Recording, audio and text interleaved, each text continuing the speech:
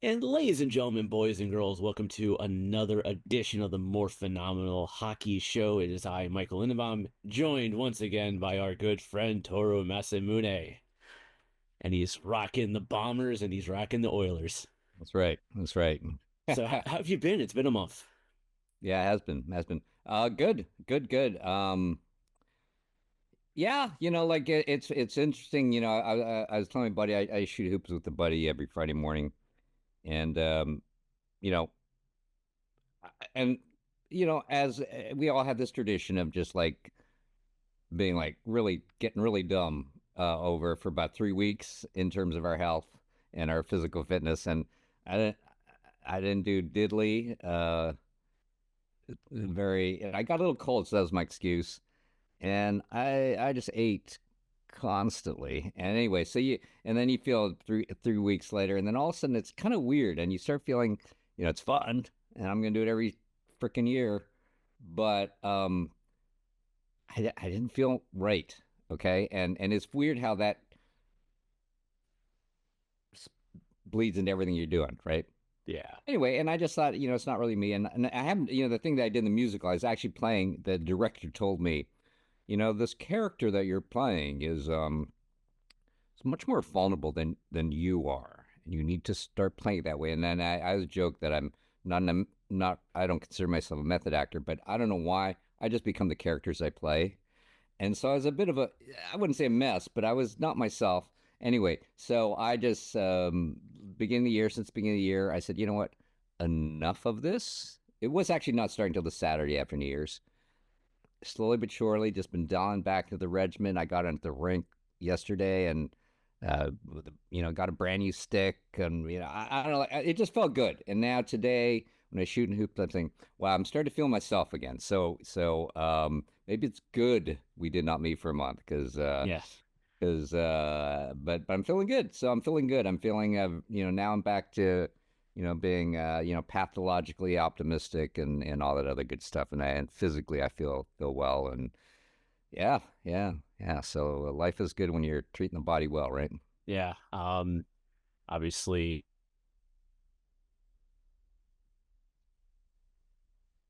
Oh, you kind of cut out there for a second. I don't know if it's happening on the feed, but I didn't hear you. Oh, you didn't? Yeah, I didn't hear you, but that Oh, doesn't mean but you did, but you hear me now. I hear you now. Okay.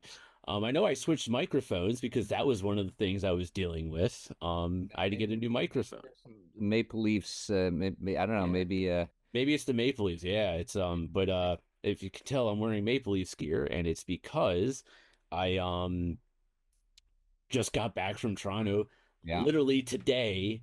For those of you listening and watching, yesterday. But so this is actually personalized to myself, so I'll just do a quick little That's the awesome. camera. They actually did it at the game on They Wednesday.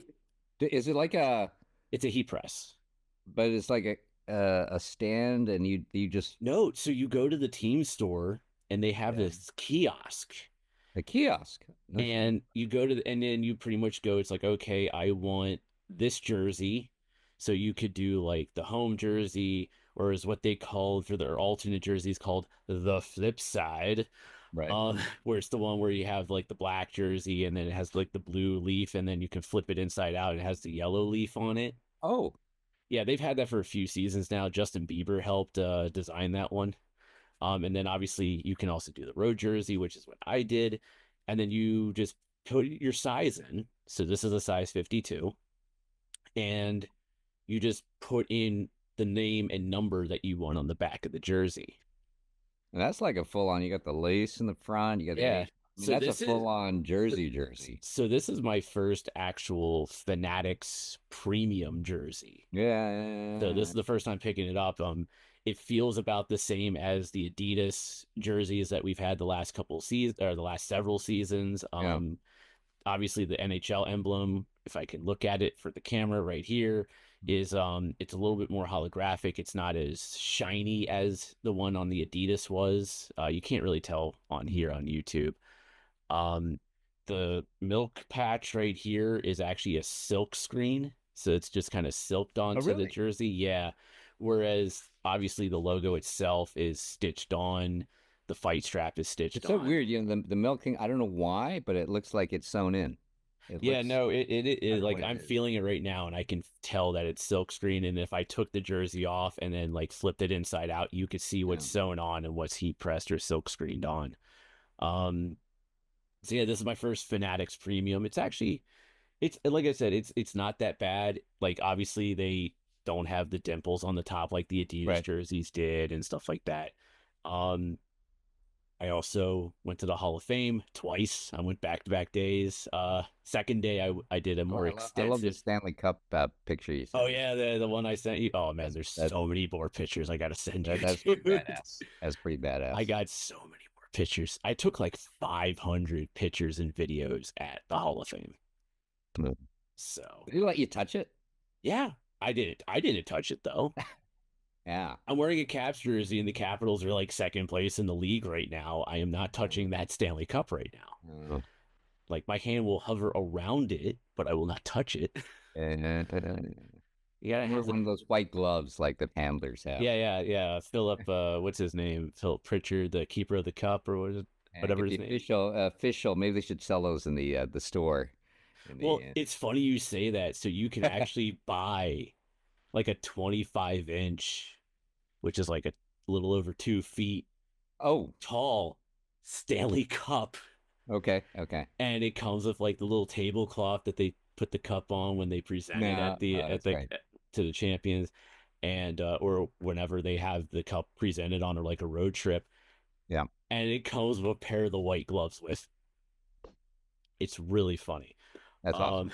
Um, but yeah, but we'll talk more about my trip to Toronto a little later. Because there's so Yeah, much can't more. wait. Yeah, there's so much we can talk about on that. And Yeah, there's a because we conversation. we actually have not. You and I have not talked about it, so it'll be catching up. It'll be Yeah, really. exactly. It'll be It's our not real just. catch up, It's and not I'll for just be public able. consumption. It's we're actually catching up. So Yeah, yeah, we're catching up, but not only that, but at the same time, we're also going to have a situation of like everyone's just going to be in on our conversation of us catching up about the trip to Toronto. that's right. Oh, I guess we didn't get around to any hockey. All right. Well, Yeah, that's okay. yeah, we'll get there. We're gonna get. Trust me, I have a lot of thoughts on the Leafs Wild game when I went on Wednesday. I have Okay. so many thoughts, but there is hockey stuff we do have to talk about first. Oh yeah, We're for sure, for we're sure. gonna start with the Edmonton Oilers like we always Yep. do when we have Toro on.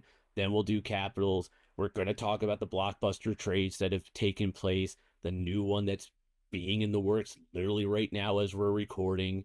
Um, the big signing that the Washington Capitals did.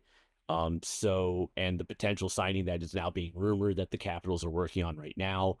Yeah. Um, and the cap projections for the salary cap Yes. that Yes. came out today. Yeah. Actually, I literally saw it the moment that my plane landed at Reagan National Airport. I literally saw my phone just blow Yep. up and it's like, Yep. here's the Yep. Yep. cap Yep. projections.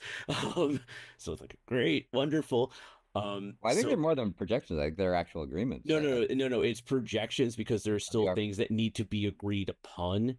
Because one of those things that need to be agreed upon is revenue sharing amongst the teams Okay. and stuff like that. So, and there's Right. some CBA stuff that's still But it's because projections coming from the whatever the talks, right? yeah, This yeah. isn't just like some other podcaster making their No, projections. no. Like these are coming from like the legit insiders like Chris Johnston and Okay. Elliot Friedman and stuff like Gotcha. that. Gotcha. So no, that was coming out like literally when my flight landed at Reagan today. Nice. Um, so we're gonna start off with the Oilers. Oilers are they are technically in first place of the Pacific Division right now, Yeah. because they have a game in hand on the Vegas Golden Knights. And they got a Um, point last night. yeah, Um, so they I are think both you know teams what? have Go ahead. both teams have 68 points in the standings, Yeah. but Edmonton has a game in hand on the Golden Yep. Knights because Edmonton's played 51, Vegas has played 52. Yep. Also, Edmonton has more victories. Edmonton is 32, 15, and 4, whereas Vegas is 31, 15, and 6. And I think they're playing the Leafs right this weekend, right? They are, let me pull up scores real quick. I think they're playing the Leafs this weekend. Yes, they are. Actually, the Yeah. Leafs are in Edmonton tomorrow. Oh yeah, technically, yeah, or slash today because everyone's listening slash yeah. today. It's funny how that's yeah. All the fans they want to win that one. Like last night. I guess it's funny. I know Vegas lost last night. I think Capitals also overtime loss, right? Yeah, overtime loss to Yeah. Ottawa, but Ovi still scored, so he's now Oh, I 19 know, right? It's so away. crazy. But Of I course. didn't. But the funny thing is, I didn't see the game because I was at the Sum 41 concert. Okay. So So they got the point last night, but it's funny, like everybody's like, yeah, we got the point. And it was one of those things that, and I gotta say, Detroit's looking good, man. They got like a lot of these young players, and it's weird. They look the skill level of some of these young players it's so high, it's ridiculous, and just the shooting and the hand eye coordination reaction, it was sharp. So and I'm looking, it was like whatever. Who's that ex Edmonton coach that they had now? Who's that the oh for god, the new guy for the Red Wings? Uh, um, oh blanking so far. Hold on, let me pull I'll up the look it Red up. Wings. Yeah, pull him up. The new coach. He was a former Edmonton guy. I will pull it up. I Yeah, will look at Todd something or other. Todd McClellan. Todd McClellan. Yeah, so Yeah, he was like with the Oilers, like what 15, 16, something like that. But anyway, it's amazing how sometimes they insert new coaches and it's a completely different team, and it kind of makes sense if you got like a bunch of young players like that on Detroit. But they were good. I mean, it was a good team thing, and and also Klingberg, right? The first yeah. time he played last night, and so there were a couple mistakes and he looked good. You know what I mean? Like it's his first game. I mean, First game, and he missed a lot of time due to yeah. injury. But you So know what I noticed? You know what I love because I was kind of watching it on my iPad. I was on the elliptical, right? So sometimes you can't see or whatever, blah blah blah. And one thing I really love the fact that I didn't notice. In other words, he wasn't making any big mistakes. Like I kind of saying. And I find out he played like 16 minutes or something crazy like that. I mean, they're really trying to figure out what he's about. And he was definitely, I think, I feel definitely better than Stetcher would have been. But there's a little thing you kind of saw in that first goal. It's classic. They're going in, and you see Klingberg point other guy, and he's probably saying, "Is this my guy?" Like he doesn't know the system. Does that make yeah. sense? Yeah, And because he just signed with them. He's only gone through a handful of practices yeah, and so stuff like that. you can't expect him to know, okay, who am I, and so you literally see him pointing, and that's where the goal came in, and I don't know how the mess up was, but but little things like that. There was one, oh, it was really funny. Well, I should say funny, but the main thing is, right, you can practice all you want, right? Nothing prepares you for a game, right? Nothing, right? And the main thing I kept on thinking, well, what are you missing? Even if you're working out, you're killing it in practice or whatever, or you feeling good, your skating is going to be a little weaker, but also physically, right? Can you handle the game? There's one point he got, I don't even know who it was, but if I think everybody, he got like, I don't even know what the word is, but he just got run over. He got It's like, steamrolled. steamrolled, and it's like it was a Mack truck where the other guy doesn't move and he goes flying. It doesn't. It looked like me in beer league, and he went flying, and they said, "Oh, and Klinger," he's oh man, but that was classic. But I thought, you know what? No one's no one does that to you in practice, right? So you can't practice that. And so, but Yeah. one thing someone was saying is that it was early enough in the game that you kind of want that first hit. You got it out of the way, and he played solid. He made some good plays. There are little things, but I think a lot of it is for first game. I like the fact that when I was looking and I didn't realize how many minutes he played, I thought that's that's a good sign if I didn't notice him because, and I do believe he played better than Stetcher would have. So that was a victory, and we'll see. He's got a lot of games to go because as we know, as the trade deadline come up, they had to figure out, is this guy good enough? Is this our guy? And Because there's and Edmonton's got 31 more games left to the season. You yeah, got the Four Nations break coming up yes, soon. yeah, Literally in like 9 days. Um, yeah. So it's only like maybe like 4 or 5 games for everybody, right? Before yeah. that. Yeah, something like that. Because I know we'll get to it when we get to the Capitals in a Yeah. moment. But yeah, let me pull up the But Oilers schedule. but it was good. So anyway, but that being said, everybody wants to win the game. I think on Friday or it must be Saturday night. I think it is Yeah, right. Saturday night. so you're right. You got 4 games. Yeah. So So, Edmonton, they play Toronto at home yep. on the first. Yep. Fourth and fifth, it's a back and back on the road in St. Louis, then Chicago. Really? Okay. And then on Friday the 7th, they're at home against Colorado.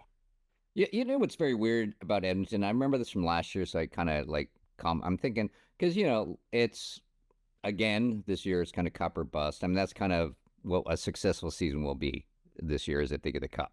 Even if they make it to the finals, I think, and they lose, if they lose, and wouldn't that be funny if they're playing the Capitals? Are they I on a mean, collision course? We'll I talk about it later. Let's talk about yeah, the but are they but on a collision course? But but anyway, but even that will be like, even that people I will be disappointed. And anyway, but that being said, so you watch every game, and the thing that's crazy is I think this last string of games, and again, I was shocked at how good Detroit was, and I kept on thinking Detroit from earlier in the season, and I well, think okay, there are a couple of easy wins. Buffalo should have been an easy win, and they don't. It's so funny they don't dominate anybody unless they really want to, like yeah, Canucks or the Capitals have had that issue as well with like Buffalo and Detroit, and just last night with Ottawa. Although Ottawa is third place in the yeah. Atlantic I was Division gonna right say now. when I saw that, I looked them up and yeah, third place. So and there are all these teams that are kind of on the rise now that we weren't worried about at the beginning, but they're real now. But I kept on thinking, but it's funny, but they just never the games they should just like dominate, they never do. It's always a close game. They're getting the wins, so that's good. And they got they lost a point last night, so Yeah, so be it. And I think also Knobloch he's so funny with the lines. He's just playing around, but he kind of stuck. None of this big people were together right. on a single line. But one thing I liked about it is, well, this is interesting. There's no line that you're kind of like. There's no the drop off was fairly low line to line. The problem is no one's scoring because and I hopefully You they keep messing with the lines, but super quick, throwing this yeah. out there. We were talking about the standings. Obviously, the Oilers are in first place, 68 points, with the game in hand on Vegas. Vegas also has 68 points, but has played one more game than the Oilers. Third place is the Los Angeles Kings, who Right. actually have 2 games in hand on the Oilers and 3 games in hand on the Golden Knights because they've only played 49 games. And they're at 58 points right now. And then you got the Calgary Flames at 57 points at fourth. The Canucks, who we'll talk more about later. Oh my God, Same right. with Calgary. We'll have a little bit more conversation about them a little bit later. They're at fifth place with 56 points, and then there's a bigger drop off there with the Kraken at 49, the Ducks at 48 points, and the Sharks at 36 points. But of course, the Ducks and the Sharks were kind of expected to be where they are right now. The Kraken is the more disappointing one. The Kraken obviously recently just put on waivers and he cleared and has been sent down to Coachella in the AHL. Philip Grubauer. Yeah. And that was after Yeah. losing Yeah. to the Ducks. So that was definitely a message being sent to the team that this team has playoff expectations and you're not playing to those expectations, which is why Philip Grubauer has been sent down to the AHL. Yeah, they Um, weren't bad. I remember when Edmonton played, and again, it was a close game. The Kraken could have won that game. I think, yeah, yeah. but So they're so not, but obviously they have playoff aspirations, and kind of getting back. And I know we're going to get into trade talk later, but that's another thing that's interesting because Edmonton. I mean, all of us, right? All of us, like, what's going to happen? I mean, it was March 7th, I think, is the trade deadline. yes, yeah, And so March 7th. everybody's thinking, and Edmonton is at that point where they already have a good team, but I think they need that big defenseman. They need whatever. There are all these different things they can play around with, and that's probably why he's moving around these lines about because they figure out what do we really need.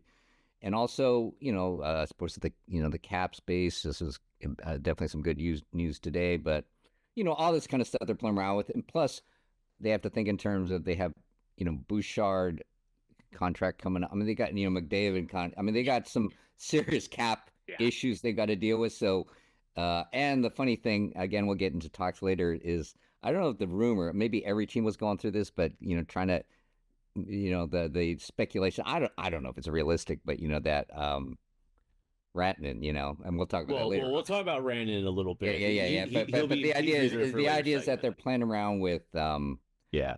all these different things. But one thing I was sort of thinking, it would be interesting if one, the Canucks, and then two, the Bruins decide to blow up their teams this year, and then those guys are available. I Yeah. kept Well, that's we'll we'll definitely talk talk. about We'll that. definitely talk about the Canucks because I also like. So if anyone's on YouTube noticing I'm looking off to the side, it's because I have a brand new setup in my room since the last time we did a podcast episode. So now I have multiple monitors. So I'm like, I have Toro on one screen. I have notes in front of me. I have a chat going on to the side because I have people feeding me information as we're recording right now about a trade that is potentially in the works right now as we're recording this episode, which is I think it's fine. yeah, I think that's sort of a podcast convention. There's always one guy on the stream that's just constantly doing research. There's always one person that like I literally have like three screens just of just information in yeah, front yeah, of yeah, like yeah. well No, no, one no. screen is dedicated to you so I could see Yeah, you. yeah. So like I'm No, no, looking. So if you they're ever see me looking off to what is my left but to your right, yeah. that is me looking at Toru. And then if Oh, you okay. That's good to know. if you see me looking straight ahead, that's me looking at like the stats of the standings and stuff like that. If you see me looking to my right but your left, that is me looking at the chat. Well, see, this is perfect. This is a perfect balance because I think every podcast needs that guy that's just looking constantly doing research, and then I can be the guy that's just looking straight down the barrel, and I'm talking to the audience because, I'm the Yeah. And I'm like uh, literally pulling up like tweets that are being sent to me right now. yeah, I'm doing nothing, but I'm just here. I'm drinking Yeah, my coffee. you're just accept. Okay, I don't I'm need the two. chilling. I I'm don't just need two of chilling. the same tweet. I'm just chilling, talking to you like as if we just met in a bar, Yeah, but what I So will say is that Vegas did make a move. They actually so the St. Louis Blues yesterday put forward Brandon Saad yes, on yes, unconditional waivers for the purpose of terminating his contract. This was obviously after he had already been put on waivers with yeah. the intention of trying to send him down. Obviously, that was never going to happen I with think he him. turned down like a $6 million contract or something crazy. No. What it was, he turned down going down to the minors or something. I see. So, I see. so they terminated. So they did agree to terminate the contract. That obviously went through today, and he this afternoon signed a 1 year, 1.5 million AAV. Albeit that is number is prorated at the point of where we are at the season with the Vegas Golden Knights. I think also too he did take a meeting with the Oilers, and they had the connection with Stan Bowman. Yeah, And but there are a couple of theories. One thing that's kind of cool is the first time in forever, I think Oilers are actually a destination. Like people want to be on the team, which is kind of nice. I mean, it's sort of this, like you realize, oh, well, actually, people want to join this team, which is kind of a neat feeling. But there was talk of saying, well, if he comes there, he doesn't like kill it right off the bat. There's a real danger of him getting really pushed back and just getting very little ice time. You know what I mean? I think there's talk of that he there's not maybe quite the room for the ice time room on the Oilers as they may be. He might be able to go in and I don't know the roster too well for the Golden Knights. I probably should, but that somehow he's going to have a place there in yeah, the Blues. and not only that, but at this point, everyone's going to Vegas. No, no, it's So, crazy, right? but going I back, gotta say, as an expansion team, I mean, someone was saying that about you like a Kraken or whatever, and everybody's like Vegas set a standard for this is what an expansion team is, and like I mean, everybody's it's growing pains their expansion team, but it's amazing what Vegas has been as an expansion team. I mean, it's yeah. out of the yeah, it's remarkable. But But yeah, But anyway. going back to the Oilers and their schedule, I already mentioned the 4 games that they're about to play going into the Four Nations break, starting tomorrow slash today, February 1st, against the Toronto Maple Leafs for Hockey Night in Canada. And the fun fact on that one, that is a 7 p.m. Eastern time, 4 p.m. Pacific start time because of the Oh, fact that it's the Leafs and it's Hockey Night in Canada.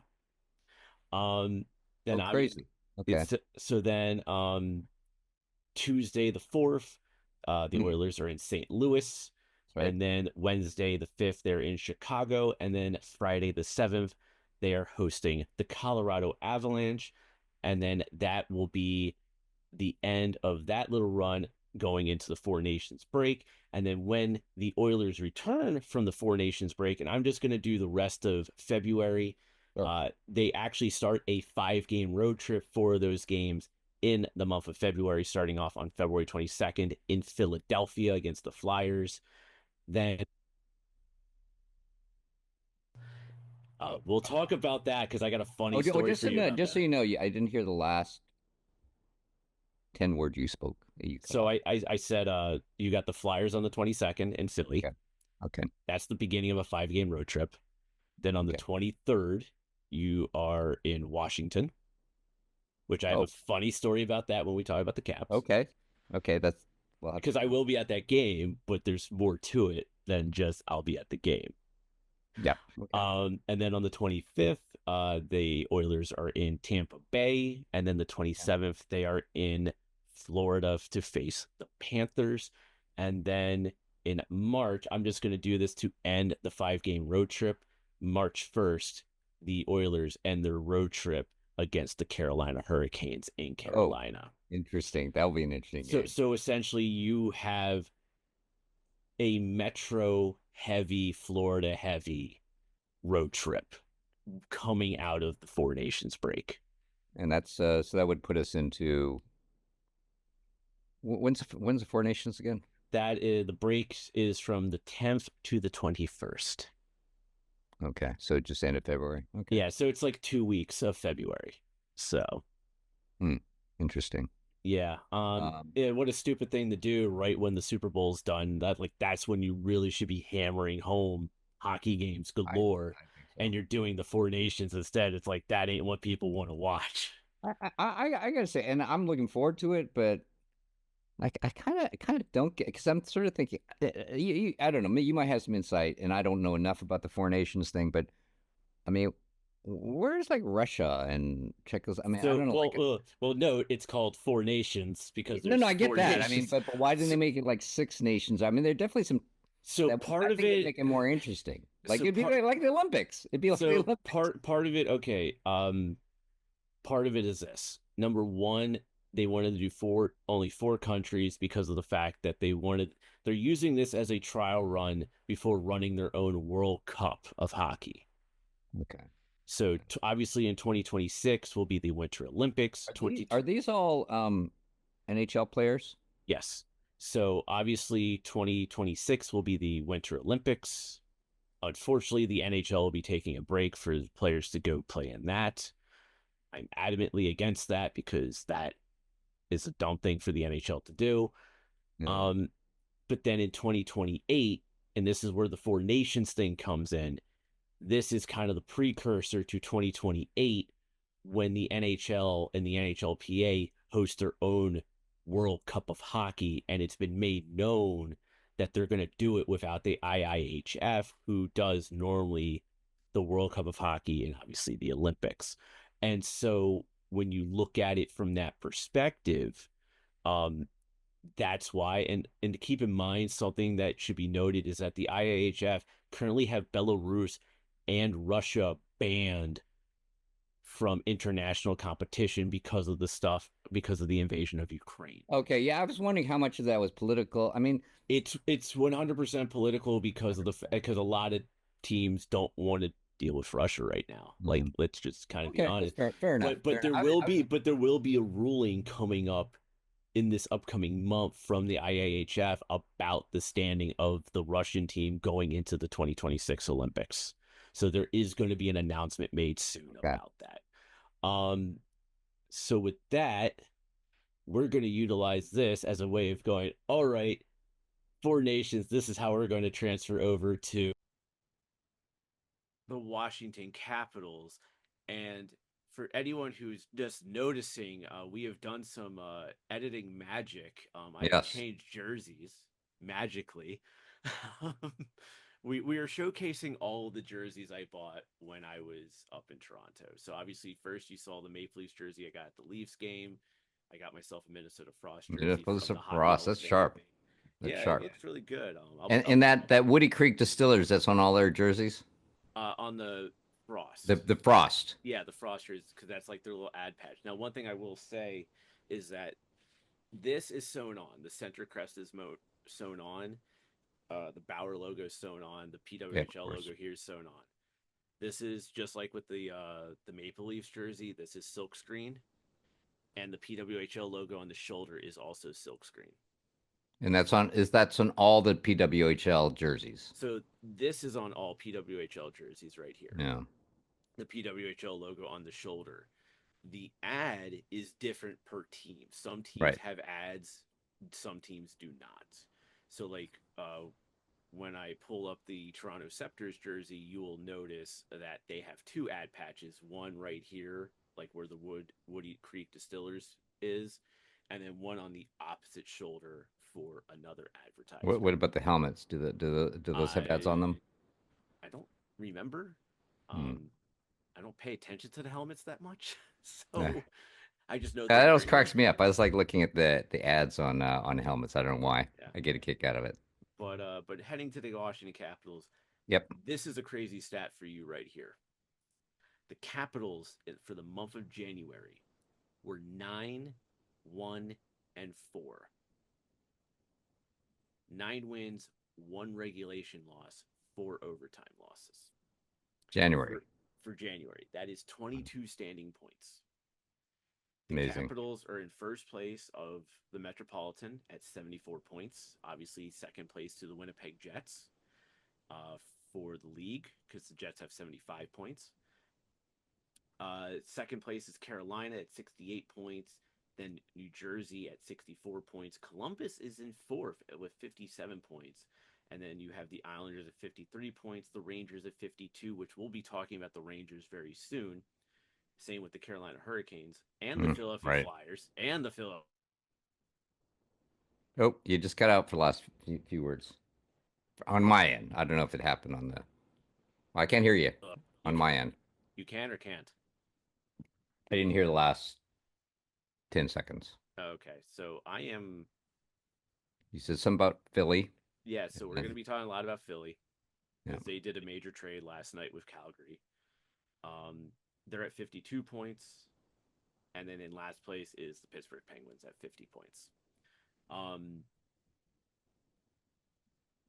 Heavy, so I'm not going to talk too much about the Capitals because of the fact that we have these blockbuster trades that have been happening literally in the past week, and literally one happening right now as we're recording. I actually have the proposed trade up in front of me right I now. probably don't even know about it. I haven't really looked Yeah. looked at, so I probably don't even know about it. It'll be Well, breaking news to me too. so for those of you who have figured out, we actually cut up our recording session, and I actually I read out the trade to Toro, like we were in between the recording parts, which is the real reason how I'm able to change my jersey. But but yeah, so the Capitals, like, here's the thing. You look at who they lost to, albeit Last night. in What? general, Oh, for in the general. month. They lost to Buffalo in the shootout. That should have been a win, but the Caps Yeah. overlooked the Sabres. Should have beaten Montreal, lost to them in overtime. They're playing a rookie goaltender. We should have beat them, but we overlooked them again. Uh, should have beaten Ottawa last night, but sloppy play, dumb penalties. It's Yeah, because there are a couple penalty two shots, right? two penalty shots against, one of which was shorthanded, and that was the Josh Norris goal on the penalty shot. Um, Were they sloppy penalties or were there? well, when you take too many men on the ice penalties, especially multiple ones in consecutive games, that's sloppy. Yeah, It really is. very much. Um, and then what was the other? Oh, the other loss was to Minnesota. That one I'm okay with. And the reason I'm okay with that was because it was Marc-Andre Fleury's last game in Washington D.C. potentially. Yeah. So I'm kind of okay with that. That was a shootout. Um, and then they lost in regulation to Vancouver. That one I'm okay with as well because that's a team that's a good team. They lost 2-1. I'm not overly, I'm not losing my sleep over that one. Um, but yeah, it's just, when you look at those are the teams that you should be beating at the end of the day. I think that's maybe that's human nature is that, but it's so dangerous in the NHL when you I don't know, like every team's good, even the terrible ones. I mean, I every so often there's a you saw. I mean, if you just tune into any game, I don't know. Like I'm almost surprised at how good the bad teams are, and with few exceptions, these top teams come in, and they just let down their guard, and I'm thinking, well, you're going to lose the game if you do Yeah. that. These And aren't and You're not taking bad playing, penalties, you yeah, know. bad penalties, and that you're right. It's just sloppy, and it's really. Like I don't guess here's they an don't want interest. the win. They want the points for sure, but I kind of feel like it's maybe it's human nature. You just let down your guard if you know you're a lot better than the other team. I don't know. It's weird though. It's weird that when I Yeah. see that. I mean, Um they should just be just trying. You see, that's what you see in the NFL, right? When the dominant teams they just they score 50 points on them, and I just never see that in the NHL. The only time you see that is when it's you're playing a really good team, and then all of a sudden they kick in, and then those are the games they dominate. I don't get it. I yeah, don't get it. but for the Capitals going into February, they started off on February 1st, which is Yeah, today if you're listening, against the Winnipeg Jets. So this is literally a battle of the top of the East and the West. This is Connor Hellebuck versus Logan Thompson, who we'll talk this about is in a this moment. weekend This is to this is this Saturday. today. Oh, Yeah. this Well, Saturday. Yeah, yeah. Well, today for the listeners. yeah. Gotcha. Yeah. Yeah, Today for the listeners. gotcha. Tomorrow for us, Yes, Um, because we yeah, we're recording Friday night. yeah. Um, but then on the 4th, the Capitals are hosting the Florida Panthers. Thursday, the Capitals are in Philadelphia. And then on Super Bowl Sunday, the most important game that is actually going to be played all day long, the Washington Capitals are hosting the Utah Hockey Club. Yeah, or the Wasatch on. No, did you see that they removed it as an option? Okay. They What is they it? What is a Wasatch? I don't even know what I, that is. I don't know. I've never even heard of it, but they actually removed it and replaced it with Outlaws. So now the options are for that they're serving the fans on is Outlaws, Utah Hockey Club, Utah Mammoth. I'm not gonna lie, I personally like Outlaws. That's just me. Oh, well, it's cool. But Sounds like a beer league name to me though, a little bit. You know but what I mean? Does it but make am I off? That no, sounds like a beer. no, I mean a lot of team names in the NHL could potentially be You're passed off probably as right. that. Um, Yeah, they probably. You're right. You're right. You're but right. I'm not gonna lie, I really want the team to stay as the Utah Hockey Club. Yeah. The old it's like the football club, right? Yeah, Yeah, exactly. yeah. I would love to see The that World happen. Cup, World Cup-ish or FI, was it? FIA, whatever the FIFA, stock. FIFA. FIFA. Yeah. Very So FIFA vibe. I like that. so now remember how I said that it's going to be very interesting when the Cavs play the Oilers Yeah. at the end of February. And S what end of February? End of Okay. February. So as I mentioned, I'm Oh, going to be dude, at if you could, if we ever do our watch game, can't be that one because I'll be at the game. oh, you'll be at the game. Yeah, Find an Oilers game. Find an Oilers game for us to because I watch. can't go to Edmonton. I'm in LA for anybody who doesn't know. Um, if you can pull that off, We but could that work could get something. ugly. The problem is, We could. Well, it also that would be could a be. late. It would be a late one too. Yeah. when we do that, Anyway, especially for me. But thoughts, if you see a Edmonton home game hosting the Caps, then I'm totally down but for a I will. live Twitch Well, the problem watch. is that the Caps have already played in Edmonton. Oh, that's it for the year, huh? Yeah, so the Caps played Well, the it'll just have to be the NHL finals then. It'll just have to be but it'll yeah, have to no, be no, because the Capitals played the Oilers on the 21st of January. They literally that was the first game of their 5 game road trip. It wasn't a great game. I mean, I won't lie. Like it was not an interesting game. Well, that was also the first McDavid, Oh yeah, with the suspension. Yeah. and somehow I think somehow the Oilers looked deflated, and the cap. I don't know why. That was the nacho. Well, I think. we'll talk about that later because we have thoughts. Yeah. But anyways, like I was saying, Yeah. so Anyway, obviously the 23rd, the Edmonton Oilers come to Washington, play the Capitals. I will be at that game. nice. However, the day before, coming out of the Four Nations break, the Washington Capitals are in Pittsburgh. Okay. That is a 3 p.m. start time. Yeah. I am going to be in Pittsburgh for the Capitals Penguins game. Oh, I'm that's going to be great. I'm going to be in Pittsburgh for that. My friend and I were going to drive up that Wow. morning. We're going to drive up that morning to Pittsburgh. How far of a drive? It's about 4 to 5 hours. Nice. Um, but we're going to go to Pittsburgh.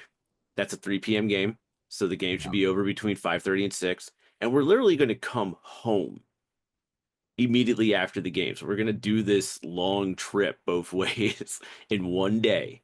Yeah. And then I'm going to the Oilers game the next day, which is a 1 p.m. Eastern start That's time. crazy. That's crazy. So that's why I said I had a funny story for you because that's what I'm going to be doing. So imagine doing the podcast after that, and it's like, so Mike, how was that road trip to Pittsburgh, followed by a Caps game against the Oilers at home? Um, You have to tell me where you're sitting so I can keep an eye out for oh, you I watching. think we're sitting a little higher up, so odds are they won't show Okay, us. well, tell me the section at Yeah, least. I'll let You you. can tell me later, but you can Yeah, I'll tell me let the you know. section. My friend gave me my ticket to the game. I already have it saved on my phone. Okay, But then on the 25th, the Capitals are hosting the Calgary Flames, and then on the 27th, hosting the St. Louis Blues. And I think, yeah, and that's like the first 3 games of a 5 game homestand, okay, which involves on March 1st, Tampa Bay, and March 3rd, the Ottawa Senators, which I'm actually doing a group outing for that game with the people I play hockey with. So just like how you did one with your beer league guys yeah, for the Kings, I'm yeah. doing one with my ball hockey guys. But we're not going to be down by the glass. We're going to be up in the nosebleeds, because that's where we belong. Um, Exactly. Well, but you get the big picture. You get you get the God view of the whole yeah, thing. God, God view. Um, but I'm bringing up the stats for the Washington Capitals because there's actually some stuff that we need to talk about here. And that's Charlie Lindgren and Logan Thompson, the Yeah, goaltenders for the Washington Capitals. Obviously, earlier this week, Logan Thompson was signed to a 6-year contract with an AAV of 5.85 million per season. yeah, So far in 28 games played, 27 of which were starts, Logan Thompson is 23, 2, and 3. He only has 2 regulation losses crazy, all season. crazy. And yet Connor Hellebuck is the one that everyone's talking about for the Vezina.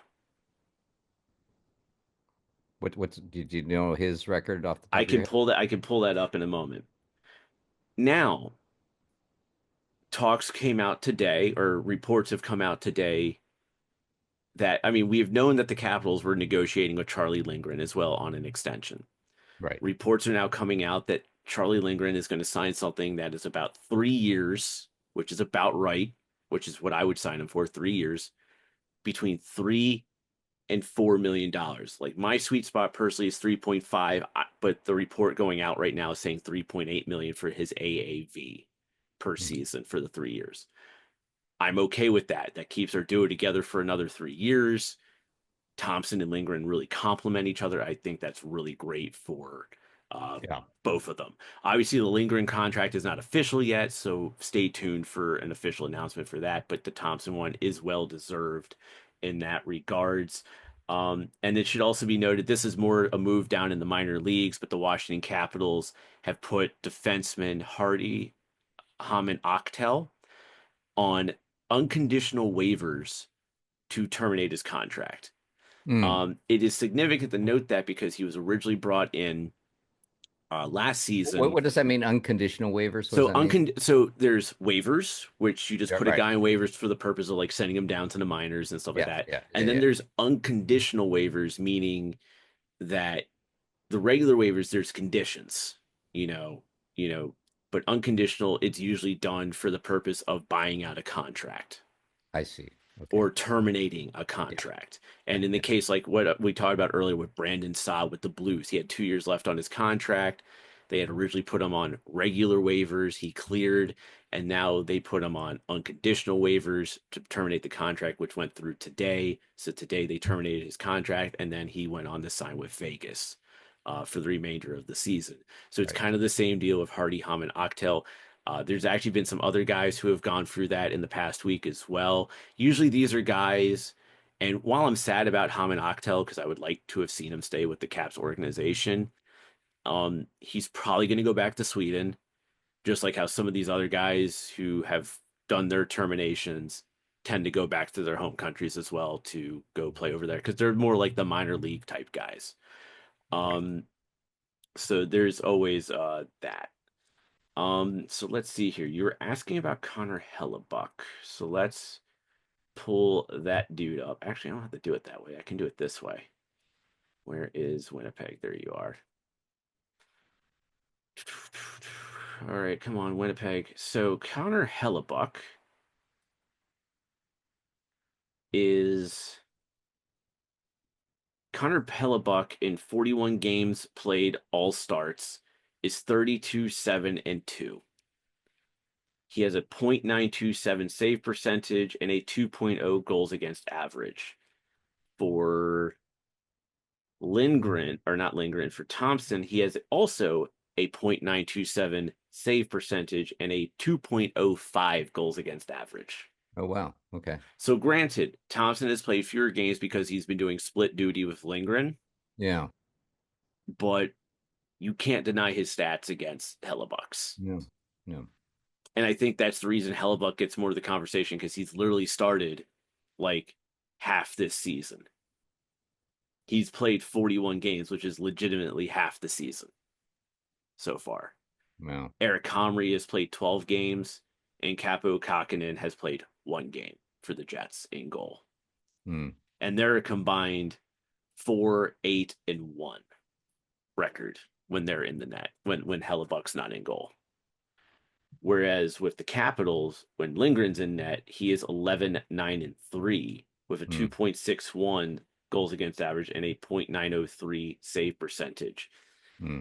So essentially, Lindgren's our guy who takes the losses while Thompson takes the wins, which I hate because I kind of like Chucky. I Oh, want to, yeah. No, no, he's yeah, great. yeah. I love. Yeah, no, I'm with you. I'm with Yeah, you. I'm with remember the cartwheel save where he Yeah, caught the. yeah. No, I no. was I was He's at fun to watch. I was at the game when I saw him do it, and everyone like I would just say this: everybody lost their Oh, yeah. freaking minds when he made that save in the arena. Like we all just lost it. Like we see him like I kick the can leg imagine. up and throw the glove up, catching it. We're just like, oh my god, what just happened here? This was so cool. So, yeah, that was great seeing that. But I had a quick question, and I want to go back on what you're saying just because I thought about you probably were either traveling or this was not a home game. But what was that? Tom Wilson and the was it Rasmus Anderson? That whole crazy. Did you do that? The whole. oh yeah, the whole thing with the like Where was that? that was Was in Calgary. Oh, that was in Calgary. Yeah, That was funny. I would love to have been that at that game. They must have been it's cracking up. It must have been like a comedy show there. That was just too funny. yeah. I don't know. Like I'll be honest, I kind of dozed off a little bit. Like when it comes to the like those games. Like keep in mind for like Yeah, you, that's like maybe like what a 7 o'clock start time for you or yeah, something yeah, like that, or maybe a 6 o'clock start time for you, whereas that's like a 9 o'clock start yeah, time for yeah. me. So Yeah. Seven. I always think of them as 7 o'clock games. All those Alberta ones. Yeah, so it's like, but for me, it's just like if it's 9 p.m. there, Okay. or 9 p.m. for me, I mean, Yeah. But and anyway, you it's a can go little, back to your thing. I yeah, just thought that was really funny, and then I yeah, thought, oh, no, no, I wonder if that was I wonder if that was I was just kind of tuning, so I wasn't sure if it was at in Washington or what, but I figure you might have been on the road anyway. But yeah, no, that was I funny, no, man. actually, that was the night, the Flames game was literally the night before I flew out to Toronto. So the only game I Oh, actually, you did see it though. You did I did see it. watch it, yeah. The only game that I missed was the Ottawa game last night because I was at the Sum 41 concert. Okay. Oh, that's right. That's right. That's right. Yeah, so that was the only one that I missed, and I'm actually looking right now. Anyway, so but I digress. So yeah, Yes, anyway, I just want to go so back there. I just thought it was funny. I just thought it was so funny. so we're gonna talk blockbusters now. Yes. Starting off with Carolina and Colorado, and technically speaking, Chicago, because this was a three-team trade. And I will have what the heck is a 50% retention of the salary? What does that mean? I don't It even means the team has retained 50% of the player's salary. they So, redeemed yeah, it. so like for instance, I'm actually doom scrolling right now, This is trying to find Chicago, one of by the. the way, for if anybody's that they don't know what we're talking about, but So yeah, that we're was talking. So what Chicago, happened was is that it was a three-team trade right? between the Carolina Hurricanes, Chicago Blackhawks, and the Colorado Avalanche. And what essentially happened was, as I'm doom scrolling trying to find this trade, um, That it was is so Colorado traded Mikko Rantanen to the Chicago Blackhawks for like some prospect of some oh, sort or some okay, minor I see, leaguer. I see. And when Colorado traded Rantanen to Chicago, they did not retain any salary. But traded, when Chicago traded Mikko Rantanen to the Hurricanes, Hurricanes, yeah. they That's what retain. they said. We'll hold on to. That was Yeah, part of the they deal. took on fifty Okay, percent of. thank you. That makes a Yeah. lot more sense to me. I didn't realize he's So originally traded to Chicago, so I didn't yeah. quite get that. So here's how it works. I just finally found the tweet by Pierre LeBrun. Colorado trades Mikko Rantanen to Chicago in return for or UDC. I don't know what that means. Nils Juntorp. Chicago trades Mikko Rantanen 50% salary retained and Taylor Hall to Carolina in return for Chicago's own 2025 third round draft pick. Carolina trades Martin Necas, Jack Drury, Colorado or Carolina's own 2025 second round pick, and Carolina's own 2026 fourth round pick for Nils Juntrop. So Drury was that in there somewhere, right? what? Wasn't Drury in there somewhere? Yeah, Jack. I said Jack Drury. I Oh, you said it. did. All right, Yeah, I yeah. I missed that. said it after Martin Necas. Okay, I didn't hear that. So essentially, when you break it all down, Mikko Rantanen and Taylor Hall both went to Carolina. Yeah. Chicago got a third round pick, which was originally theirs in the first place. And Colorado gets two draft picks, Martin Necas, Jack Drury, and obviously Carolina gets Nils Juntorp. So that was your first major trade. And obviously the biggest one of this deal is obviously Mikko Rantanen, Yeah. who is an unrestricted free agent at the end of the season, is somebody who's going to be getting a lot of money when he resigns his contract. He it's going to be worth every penny. But my gut tells me that the biggest reason for this trade, and I know they're saying like, oh, we were caught by surprise and stuff like that. I think deep down inside, Colorado knew that with even though that the cap is going to be going up exponentially these next 3 years, you still have to pay McKinnon soon because McKinnon's Yes. contract's going to be Yes. coming up soon, and you got to re-sign Cale Makar. Yeah. So Paying three people, yeah, that's hard. That's hard. I mean, look at Toronto. Like they have Yeah. four guys in the double digits, and you can clearly tell that they probably should not have that many guys in the double digits. And then that's really, um, I don't know if maybe fatal is the right word for the future, because you sacrifice, your third, fourth line. I mean, you can't operate a team that way. I mean, it doesn't. I mean, if Yeah, so that was that trade right there with the with Colorado, Carolina, and Chicago. Um, so then we had our next major trade take place last night between the Mm, Philadelphia Flyers yes, and the yes, you were Calgary telling me about that. Flames. Yeah, This trade, the Philadelphia Flyers acquired forward Andrei Kuzmenko and Jacob Pelchier, as well as a 2025 second round pick and a 2028 seventh round pick from Calgary in exchange for forwards Joel Farabee and Morgan Frost. mm, So there's a couple things that you can really pull out of this trade. And I actually talked to my dad about this when they picked me up from Metro, yeah, after when I got home, as part of getting home.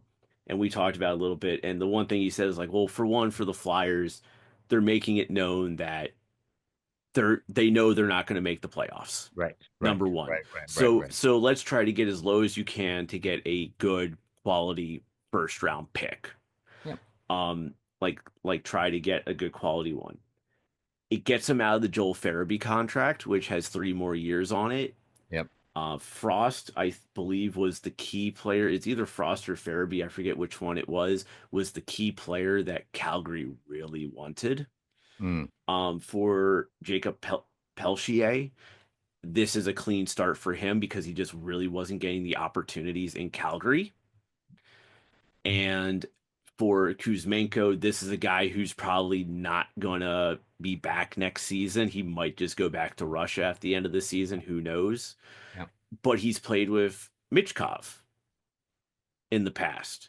So they're kind of hoping it's like, oh, well, maybe that could be like a little boost for Michkov or for Kuzmenko or something like that. Right.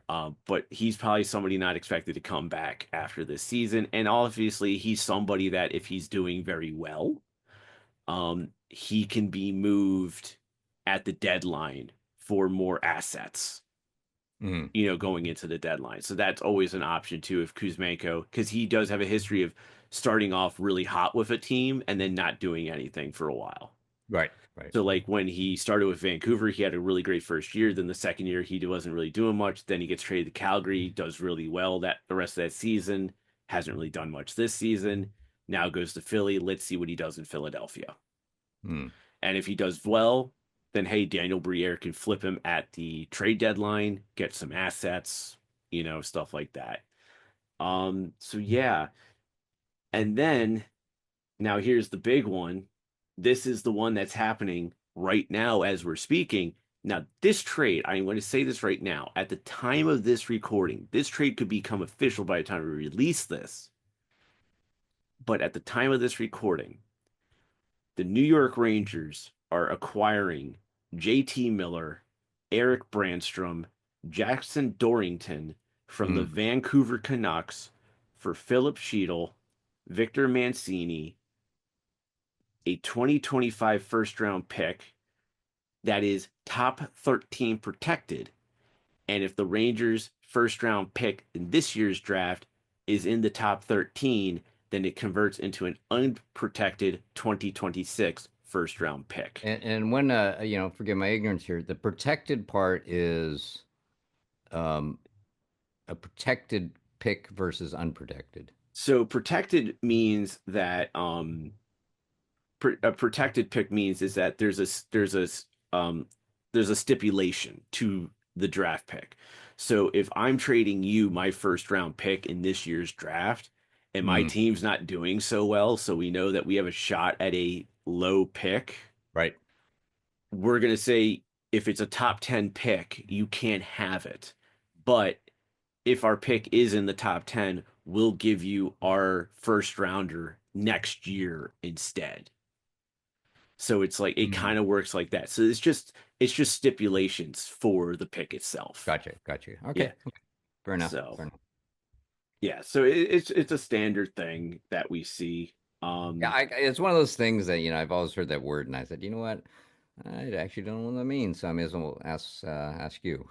yeah, so that's essentially what it means. It Yeah. just means that the draft pick is protected, no, like, and not only that, but there could be other trades. We'll see more of these when we get to the actual trade deadline, where there'll be other stipulations, like they'll be called conditional draft picks, meaning there's conditions to it. So, like, say for instance, if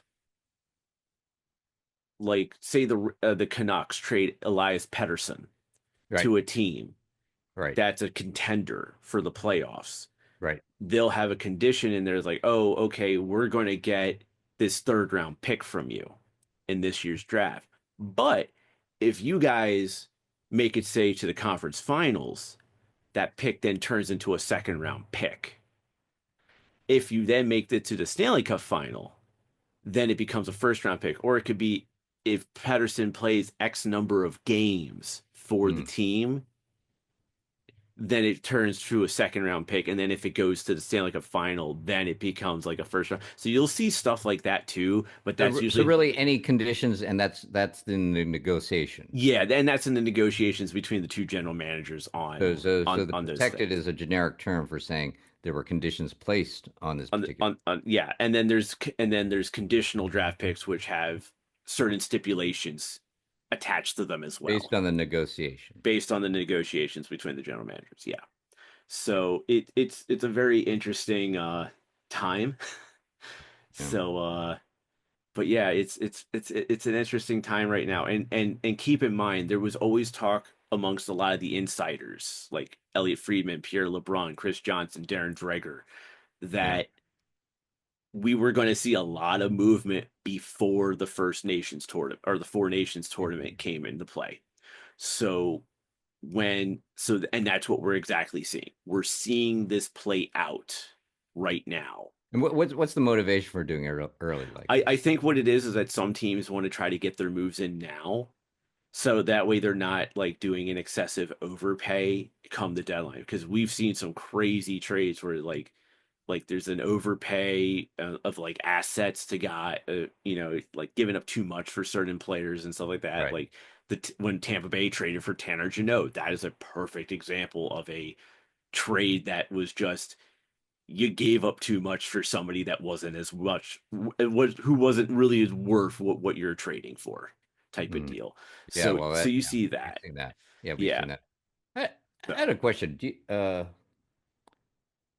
What are your thoughts about, are the Hurricanes going to be able to sign Rantanen for next year? I mean, do you feel like they'll be able to turn this into he's just on the team? Do you think they're going to be able to do that, or what's your thoughts on that? Do you feel like, or is it just going to be like a 1 year deal for them? so that is a good question. Um as I answer this in my Toronto Scepters jersey that I also picked up from the Hockey Hall of Fame. Um, Looking good, looking good. as you noticed that there are two patches. They have Scotiabank and they have Canadian Tire on here for those watching on YouTube. Um, so yeah, so for Rantanen, will the Canes re-sign him? I think that's the hope. Honestly, that's the hope. I know when the trade was first kind of coming out that Rantanen was going to go to the Hurricanes and stuff like that, there was talk that one of the guys going to go over to Colorado was Jesperi Kotkaniemi, Okay, who's a Finn. That's a key thing to know. Mikko Rantanen is Finnish. He's from right. Finland. Okay, Sebastian Aho is also from Finland. So now you Aho and Rantanen, all Finns, and Aho and Rantanen are going to play together in the Four Nations on Team Finland. right. So this does open the door in a way to be like, hey, you're with some of your countrymen. There's a comfort level there. How does he fit in under Rod Brindamore, which so far he's been doing very well. So far, he just scored his first goal the other night as a Carolina Hurricane. Rantanen. Yeah, Rantanen did. Yeah. So the conversation in that becomes, you know, what's the magic number that's going to get Rantanen the re-sign with the Hurricanes, stuff like that. I heard that was part of the problem too with the Avalanche was they were really far apart, um, management Well, and the it's weird because there's reports that say that they had agreed on a number yeah. financially. It was just the years, and then other reports are is that, like as you said, they're very far apart. I heard he was asking for 14. Is that I could see that. I mean, especially the fact that he was literally leading the team in goals and points, yeah and power play goals and all that other stuff. I could legitimately see that yeah for Rantanen, especially the fact that, and this is something that I brought up to my friend who was really upset about the Avalanche trading Rantanen, and I go, yeah the yeah the Leon Draisaitl contract changed everything because originally you're looking at and maybe an $11 million contract for Rantanen with the right right Avalanche right right for right right this potential extension. Now you have him at, Draisaitl signs his contract for like what, 12.5, yep I believe it 12.5 was. yep 12.5 yeah Well, as a result of that, yeah, Ranton is going to want like 13, 14 million. yeah So that ramps you up even more. And I think, you know, and again, we talked about earlier, for Colorado, they're looking at McKinnon and McCarr. McKinnon is essentially right now your yeah team's captain with Landeskog out with the injury, right which right I don't know if Landeskog's ever going to play again. So if I'm the Avalanche, I'm going to be like, listen, you haven't played in like 2 years. We're putting the C on McKinnon right because that's right the natural next captain of the team. And then you got McCarr, who is hands down the best defenseman in right the NHL, like hands down best defenseman in the NHL. And so it's like, you gotta pick who you want to keep in that yep scenario. And Carolina is a team also that I could see shelling out the money for Rantanen because of the fact that if the cap goes up as much as it does, what everyone forgets right is that the cap may go up this much, but so does the floor. The floor of the salary cap goes up too. So there's a minimum that all teams have to be at, yeah and that's the floor. And then yeah you have the high limit, which is the actual cap itself. So I could see, because Carolina's never been that big spending team. right right So signing a guy like Rantanen could help them get to the floor. I see So you have to look at the economics of that as well. That a lot of people probably don't also pay attention to. And one thing that I heard Elliot Friedman say on Hockey Night in Canada this past Saturday was that with the cap going up, there are going to be teams that obviously are going to spend to the cap, like yep a Rangers, a Maple Leafs, a Capitals, yep you know, those types of teams are going to spend to the cap. But then there's other teams that are probably going to have internal salary caps saying we're not going to go above this much money. right right That could be your Carolinas, your Colorados, your um, you know, I don't know, maybe even like the Islanders in a way. Could be one of those teams because that's probably why Lou gets people at so cheap. Um, but but when you look at it from that perspective like that, you're going to have those two different types of teams. Those who are going to have an internal salary cap, no yeah matter what the cap is, and one that's going to be willing to spend to the cap itself. yep So you have to look at it from that perspective as well. it'll be interesting to see if they don't get the signing done. What's Well, here's yeah the thing. This could be like the next Jake Gensel situation. hmm. As you remember, Pittsburgh traded Jake Gensel to the Carolina Hurricanes at the deadline. Hmm. Major trade, everything, and only for Gensel to sign with Tampa Bay during the Right offseason. right right right Now, but the difference is that was a trade deadline acquisition. So there was like maybe like 10, maybe 15 games that were played at that time. and then whatever they played in the playoffs for the Hurricanes with Gensel, Okay. you're getting Rantanen at the end of January, and Mm, you're literally going to be running that through the end of the regular season. So you're getting him for like 30 plus games yeah. plus playoffs. So you're going to get a True. wider track of runway to see how this fits between Rantanen and the Hurricanes. And plus if they do, and they certainly could make a really deep run, he's going to be far more likely to want to stick around. You know what I mean? I mean, he wants a cup, obviously, as everybody Oh does. yeah, You he know, wants. Yeah, oh yeah, he would love to have a second Stanley Cup. so if he kind of think, oh, I could actually do this with the Hurricanes, he's not going to, be sniffing around. I mean, Yeah. or just, yeah. So it'll be interesting. Do you know Nacious is? I heard some weird thing that it's I mean, how's the chemistry with Nacious? Because I mean, I mean, He I he's mean, a he's not a real. I mean, he's fast. He's he's a fast. he's a playoff performer too, and that's the thing. Mm. He shows up in the playoffs. He is this is the way I'll put it. He's a Rod Brindamore type player. He's the guy who goes in, he puts on his work boots, he digs in, he plays a hard game. Playoffs, he steps up. He has scored countless key goals for the Hurricanes in the past in the playoffs. Um, How's his chemistry with McKinnon? Is it? I don't know. It's too early to tell. It is. It's Mm. too early to tell. I mean, obviously with Rantanen, with Aho and Kotkaniemi, I don't think they're actually on a line together. But the Yeah. fact that they are on the same team, it helps ease him in a lot more because he's like again with Aho, they're going to be teammates on Team Finland too. I've always wondered though if there's a bit because I don't. I mean, I think to me it appears that McKinnon was not. I mean, he was shocked, and I don't think he's happy about any of it. I guess how could he? That somehow Nacious might be sort of like the stepfather, like he's just not going to want to give in to this guy that, oh, let's be teammates and everything. I've always wondered about that.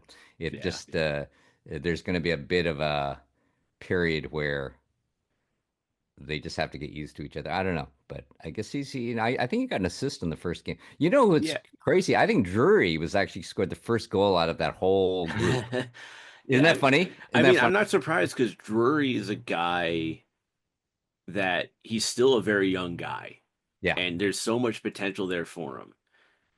But I think with the emergence of Seth Jarvis in Carolina Mm, as the other young guy who's going to become a superstar essentially for that team, all right. um, they probably didn't really have a spot for Drury.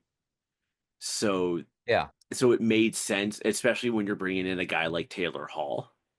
Yep. It makes sense Well, to make that move. you keep forgetting that there's more to it than we just want to have all the best players. Everybody's got to have they need a place, and sometimes, well, guess what? That line's all filled up. You know what I mean? Like if you don't have room, you don't have room. And even if you'd love to have the guy, he's just It's sitting on the kind of like bench. with Jacob Pelchier in the trade with Calgary and Philly. It's like there Mm, just probably wasn't really a good opportunity or a good spot for him in the Calgary lineup.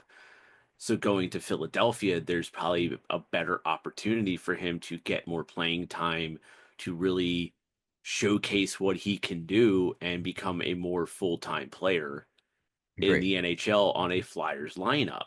Yeah. And so you have to always look at things like that as well. I mean, I don't watch religiously like the Hurricanes and the Avalanche and the Yeah. Flyers, but when you see what other people who are report in those areas are saying about these guys, it kind of helps you register, you know, what the scenarios were like for those guys in those markets. Yep. And then, and good players want ice time. I mean, and if they're in a situation where they can't get it, I mean, why would they want to? I mean, it's great, but I mean, it's great maybe to be on a certain team, but a really good player. is not wants to skate, right? It's nice to win the Stanley Cup, but it's even better to win the Stanley Cup when you're actually on the ice contributing, Yeah, not in the yeah, press box. yeah. I've always, yeah. I mean, those are weird victories, right? People who are on the bench the whole time, but they're Stanley Cup winner. I mean, that I don't know. Personally, I have no shot at either of those experiences, but I can only imagine that. I don't want to say it's an empty victory, but it's got to be a little weird, right? Yeah, no, I agree, and it's kind of the same way with me. It's like you see somebody like a Jeff Schultz, right? Yeah, He was a defenseman for the Capitals. He went to the Kings. When the Kings won their second Stanley Cup, he actually was one of the players who got their name on the cup.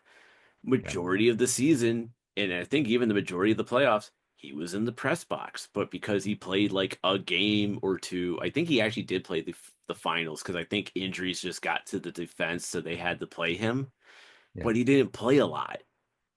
You know what I mean? He just didn't play a lot, but he still got his name on the cup, even though he wasn't a big contributing factor to the team.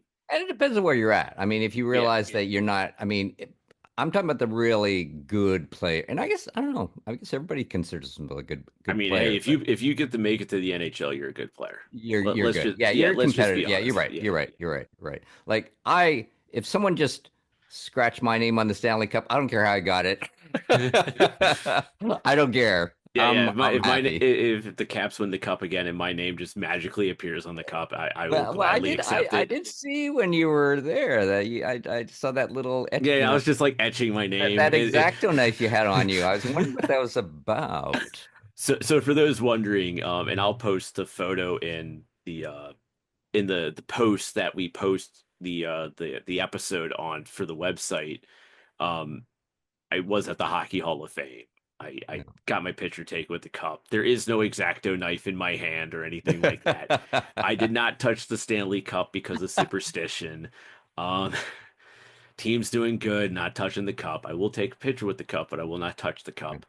yeah, Um, and but yeah, no, it's great seeing the Stanley Cup in person. I actually yeah. got to take a picture of the Caps little all their names on the cup. Yep, yep, yep, yep. So it's cool because you just see it and you go, damn, I really want to lift that sucker over my head.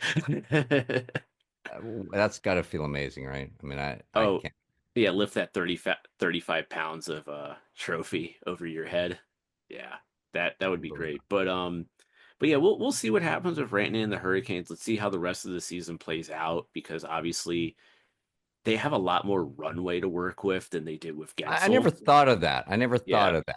But Yeah, and I because it keep in almost mind March well, we said what March seven, seven. 7th. So Yeah. let me just pull up the let me do it this way. Standings. Actually no, let's do it this way. Teams, Capitals schedule. So I'm just going to use the Capitals as a base point. Hmm. So March 7th is the trade deadline, Right. right? The Capitals have one game that day, but obviously, if they make a trade that day, that player will not be available to them at that time. They won't probably be available to them until the very next game. So that's always something to keep in mind. So if you do a trade on the 7th, you will not have the player on the 7th unless there's some magical fluke that the player was told, hey, you're going to this team, start flying, get ready to go out there type of deal right away. And maybe if it's an early morning trade too, if Right. it's the next day, the A 50-50 shot the guy's playing on the Sunday, better chance of the guy playing for you. So I'm going to rule out the Capitals March 7th game against Detroit on purpose with the notion of if the Caps make a trade, that guy's probably not going to be available to them. I'm going to assume that the guy's available to the Capitals on March 9th, which is when their next game would be after the deadline. That's fair enough. So the Capitals have 10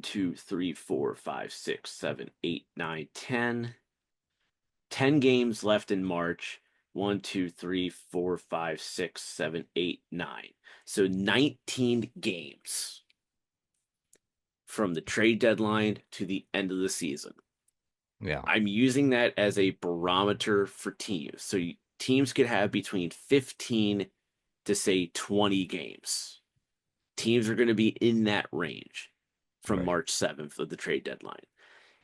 If that's the case, you're not going to have as much runway as if you're doing a trade now.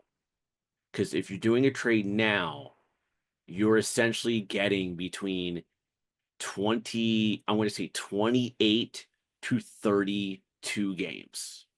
You're getting about Healthy. 28, yeah, you're getting about 28 to Yeah. 32 games Yeah. now Yeah. compared to 15 to 19. It's interesting. And so that's a differential of 9 to, what did I say? Like 9 to 12 games Yep. essentially. That Yeah. that that's a 9 to 12 game difference essentially when you look at that way. Yeah. That, for the record, everyone, that math might be a little off, but I'm doing my best here. Close enough. So Close enough. at least I'm trying. Yeah, So you so are. you have to look at it from that perspective as well. So if you have like for instance, Rantanen's going to get about 30 something games with the Hurricanes plus whatever they do in the playoffs. You pick up a guy at the deadline, you're going to have about 15 to 20 games depending on how many games your team has left at the deadline, Yeah. plus whatever they do in the playoffs if they make the playoffs. Because here's the thing, there are certain teams that are on the bubble and like, oh, we think we can make it, and they're going to be in that push, so they're going to make a trade for somebody to try to give them that boost, and then they may not make the playoffs. So now you just had a guy for like 15 to 20 games, didn't make the playoffs. So now where does that take you? So you have to look at that perspective as well for those teams that are on the bubble that think they can possibly make it in the playoffs, that they have a strong enough push to end the season. I just thought of something. This trade must be of particular interest to you because where are the Hurricanes in your division? Second, Oh, so this is they're actually like they're close to like home then. This is yeah, close it's to the, home yeah. so so this is of particular interest to you. Oh yeah, of course. They're a Yeah. rival. Um, Yeah. because Never when you thought of look at that. the standings, Carolina has 68 points, so the Capitals are 6 points ahead of Carolina right now. So the Capitals have 6 points. There's 6 points on them, and yeah, there's 6 points on them. Carolina and the Capitals do hold a game in hand as well. So And you and have the two things right there for them. and it's likely at some point you guys will play them in the playoff. I mean, not, we'll Not assume right everything. away. Not right away. Like No, no. if we were to play them, so like right now, how things are, Yeah. with the way things are right now, if the season ended today, the Capitals would be playing Columbus Yeah. in the first round. Who are not bad these days, by the way. Yeah, they're I mean, finally I don't know if turning they it can on. beat. I don't know Y- if they can beat you guys, but yeah, So the Capitals would play Columbus. yeah, The Panthers would play Tampa Bay because the Panthers are first in the right, right. Atlantic and Tampa's got the first wild card spot. Carolina would play New Jersey. Toronto would play Ottawa. How weird is it to say that? Yeah, Because we're not talking about Boston, yeah, who's right. who's on the bubble. They're a point behind the Blue Jackets, but the Blue Yeah, and Jackets they're not playing well at yeah. all. Well, now well, here's the thing. They're a They're mess, they're a man. point behind Columbus, but Columbus holds two games in hand against Yeah, the Bruins. Detroit is 2 points behind Columbus. Islanders and the Canadians are 4 points behind. Rangers and Flyers are 5 points behind. Pittsburgh, you can technically still say is in the mix right now because they're 7 points behind oh, really? Columbus. Oh, I But thought they the were th- out. but the thing is though, well, they have 50 points and Columbus has 57, so anything can happen. I see. But here's the thing: Columbus holds two games in hand on Boston, Philly, and Pittsburgh. Gotcha. So Gotcha. Columbus holds their destiny against those three teams. Columbus, however, is even on games with Detroit and Montreal, and both the Islanders and the Rangers actually carry a game in hand on the Hurricane on the Blue Jackets. Hmm. So those are all things to look at because Columbus is at 57 points. The Devils are at 64. So the Devils are 7 points ahead of the Blue Jackets. So if things kind of stay the par of where they are right now, Yeah. it'll go Caps 1, Hurricanes 2, Devils 3. And it'll kind of stay at that par right there. Now, Yeah. granted, the Devils might be in trouble because of Jacob Markstrom being hurt right Right. now. Right. Right. Right. Right. So, so that could always change a little bit with the injury to Markstrom. But the Devils have been playing pretty good, so we probably don't have to worry too much about that. Um, Oh, by the way, I know there's a total non, well, not really a non sequitur, but um, injuries. What I my first thought was Heiskanen. That was crazy, right? That he's out, yeah, right? yeah, he's out, That's and then crazy. one of the greatest ones is Pietrangelo of Alex Pietrangelo of Vegas. He announced that he's not going to play in the Four Nations. He's withdrawing from Team Yeah, that's right. Canada to Yeah, deal with ailments, and then he goes on to play that game, like led the team in minutes that game or something like that, which was yeah. for Vegas. Ailments, Well, I mean, minor here, ailments. I mean, let's be honest. I will say this: these guys get banged and bruised throughout the season, and they probably look. A lot of these guys probably look at things like the All-Star break and stuff like that as an opportunity to take a break, rest their bodies, heal up a little bit, and get ready for that final playoff push. Well, it's always amazing later when you find out how much they were playing through Yeah, after the fact. And I guess probably at this point everybody's heard. I remember that I thought was kind of interesting too was this kind of the Klingberg, they're saying he was saying something, he got all that surgery. I don't know, whatever was going on, blah blah blah. And he was saying, well, this is the first time in however many times he says, I have not been playing in pain. And it's like, dude, you mean that whole time you were just, it's amazing. And I'm thinking to him playing hockey was just painful, and that's why I got the surgery. But I'm yeah, thinking it's crazy that I mean you don't realize that most of these guys are just what they're doing to hang in there. And a lot of times they just, I don't know if it's their personality, but they don't show it. And maybe it's not good to advertise that stuff, but it's probably something that you and I, we would just flatten us, right? We'd say, all right, we'd shut off our phone and just right, leave me. right. Just start crying in the fetal Or position we could start somewhere. crying. Yeah, yeah. So it's pretty remarkable, but you never know what these guys are playing through. But a couple of these, yeah. Well, you know what they always say that's the main thing now, right? Is for these teams to stay healthy, right? It's the trades, blah blah blah. But really, at the end of the day, It's trying to stay everybody's got his healthy. yeah, because that's a lot of times going to determine your fate. Because you might say, oh well, we traded for this, and then you say, oh, we have a 2% improvement on the, like you realize it's changing it sometimes, but it's not going to save you. What's going to save you is staying healthy. Yeah. Or maybe the conversely is a major injury can just ruin, you're not going to make a run. You know what I mean? So I think I feel like a bit of the name of the game. It's kind of interesting that, I mean, geez, any teams, I don't know, like, let's hope no one gets hurt during the Four Nations, right? Yeah, and that's a concern a lot of teams have, except ironically for the Capitals and Seattle. Caps and Seattle are the only two teams who do not have a single player playing in the Four Nations. Well, good for them, actually. I mean, it's kind of weird because it's amazing So capitalism so so so because so, so how remember how did that you happen? said remember how you said it was like, oh, why isn't Russia playing? Well, that's even better for Ovechkin. Yeah, yeah, yeah, yeah. Oh, true, true. Yeah, they're like that's better It for would have Ovechkin been, that he ain't playing, that he's gonna get 2 weeks off because, now he can really like let himself rest and heal up because especially missing 16 games with the broken leg and oh everything yeah, like that. Um, yeah, yeah, yeah. And uh, what a beast, man. I mean, I know. I mean, it's 19 goals away, man. yeah. So it's 19. going to happen. It's going to happen this year. It's Oh amazing man. that it's going to happen this year after that injury. That to me is Well, that that we're happens. hoping it happens this year. We want it to happen this year. Is it Um, likely? right Is it like? now at the pace he's at, he's slated to do it in April. Yeah, yeah. I think it's going to happen, and Yeah, hopefully it'll be at a game you're at. I hope so too. That's why I became a season ticket holder. I'm rooting. That's what I'm rooting for. I Um, appreciate you for and that.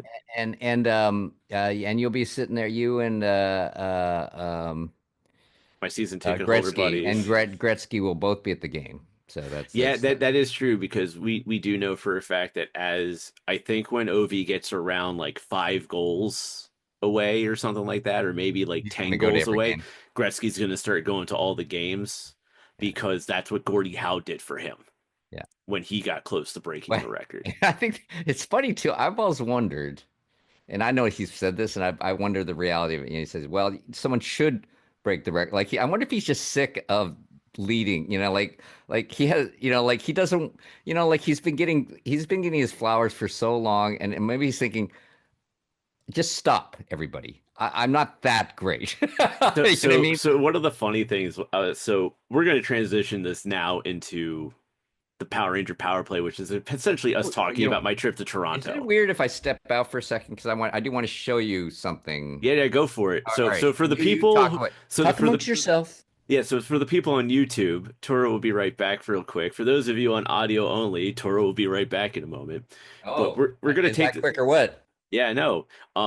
But so we're gonna use this as a way to transition to the Power Ranger Power Play, and obviously we're gonna be talking more about my trip to Toronto. It's one of the rare times we're gonna be talking more about me than about like your beer hockey team or stuff like that, which Aren't is you fine. guys? Aren't you guys salivating just to hear more about my big hockey team? But I mean, it makes it realistic for us. I mean, it's like because we can relate as players ourselves and stuff like True, true, that. true, true.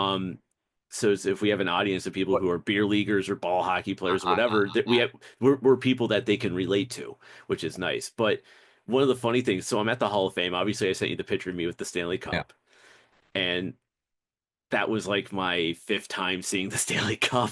So, um, the funny thing is that they have a display and it's a net, and I think it's the net that he got goal 802 at, and it's a bunch of pucks shaping up 802, and it has the letter about like Gretzky passing Gordie Howe and everything like that. And one of the funny things, I was showing it to my friend Chris because she came up with me yeah, for the Leafs game on the yeah. Wednesday, and we and I told her, it's like, don't be surprised, take a picture of it now because possibly next season that's going to say 895 and it's Isn't going that to have a crazy? letter about Ovechkin instead of Ugh. Gretzky. I get chills just hearing about that. It's funny as a Oilers guys, like it's gonna be epic. I mean that's yeah, that's gonna be an epic moment for sure. Yeah. So. So, but what did you grow grab real quick? Oh, I wanted to say because I only have well, as I was saying, we're gonna I want to hear more about your trip. So that really quickly, the only thing I'll say about beer league season's starting this Sunday. Go Bombers! So and starting this year off with a new stick, lower kick point, less flex, because I realize I'm not a power shooter anyway. But you know what I need to do is be able to flick that thing up out of the offensive zone on the blue line around because too many times I'm going, it's just not getting out the ice. The D stops it, and in my mind, I was crash the net, top shelf, top shelf with my low kick point, low flex, and I just tried it out yesterday at stick time, and it felt pretty damn good. So wish me luck in my new weapon. All right, and so that's done, and but that will start on Sunday. So I'll keep you next time. I'll bore you more with beer league. And by the way, go Bombers, go Go Bombers. go Um, Bombers. okay, so that's the I'll many great updates for the glorious beer Bombers season ahead. So anyway, but really quickly, and of course this is for those who don't know, this was the context we met was at a I don't think it was a Pasadena Comic. I feel like it was an actual Power Rangers thing. Because I remember sort of being surprised when my agent said, "We got you set up for this Power Ranger." I said, "Oh, what am I?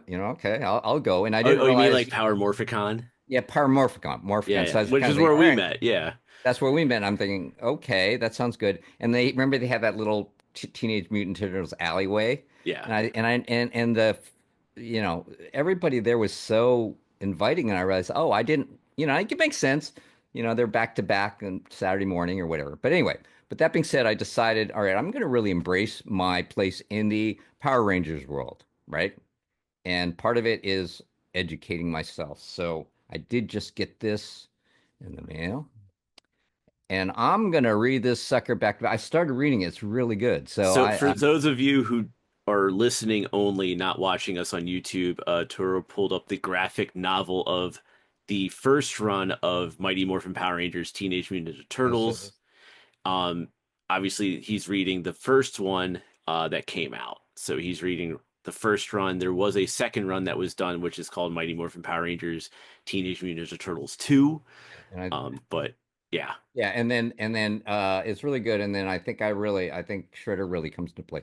And by the way, if you want to show up at Pasadena Comic Con, I'll sign this sucker for you for the right price. In May.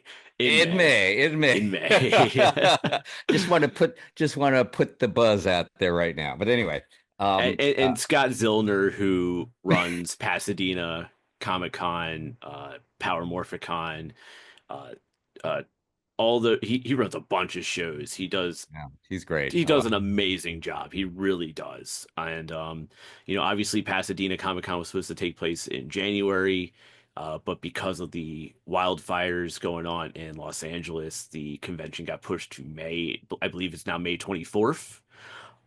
So but yeah, so if you All are right. able to get out there, go see Toru in May. And we'll obviously be plugging the appearance in future episodes as well because, well, it's January/February. You got a few months before it's Well, before the I'm just convention. doing some little advanced marketing, so Yeah, yeah, advanced marketing. Go read this comic, even though and he's actually and technically if not in it. nothing else, yeah, and I think and Scott, yeah, he and his mustache are awesome. So, Yes, he does have a fantastic mustache. I oh will my agree. God, yeah. I mean, I can't even. I mean, I've never even tried because I started and it's terrible. So, And then you have me. You know, and then I got you. So yeah. anyway, so I'm done. I think that's all that's going on with me. So anyway, I want to hear more about your trip. All right. So we're back. We're Yeah. going to talk about my thing, but we'll talk about that in a moment because obviously I've changed my jersey for the fourth time. And because I want to wear this jersey for the story about being in Toronto, but Toru has a hockey stick. Yeah, no. There's I try something new every season, and I took it out. Got a new stick, so this is kind of interesting. It's a really low kick point. That man, sticks get lighter every year. It's crazy, but it's like a rib core.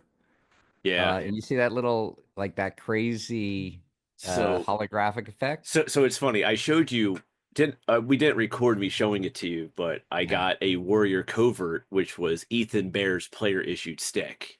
yeah. And I actually got two more right here, as you can see with his name in Cree right That's here. so cool. And if you look at the tips, there's the Caps logos for those watching on YouTube. Where'd you get that? Where'd you? The Capitals.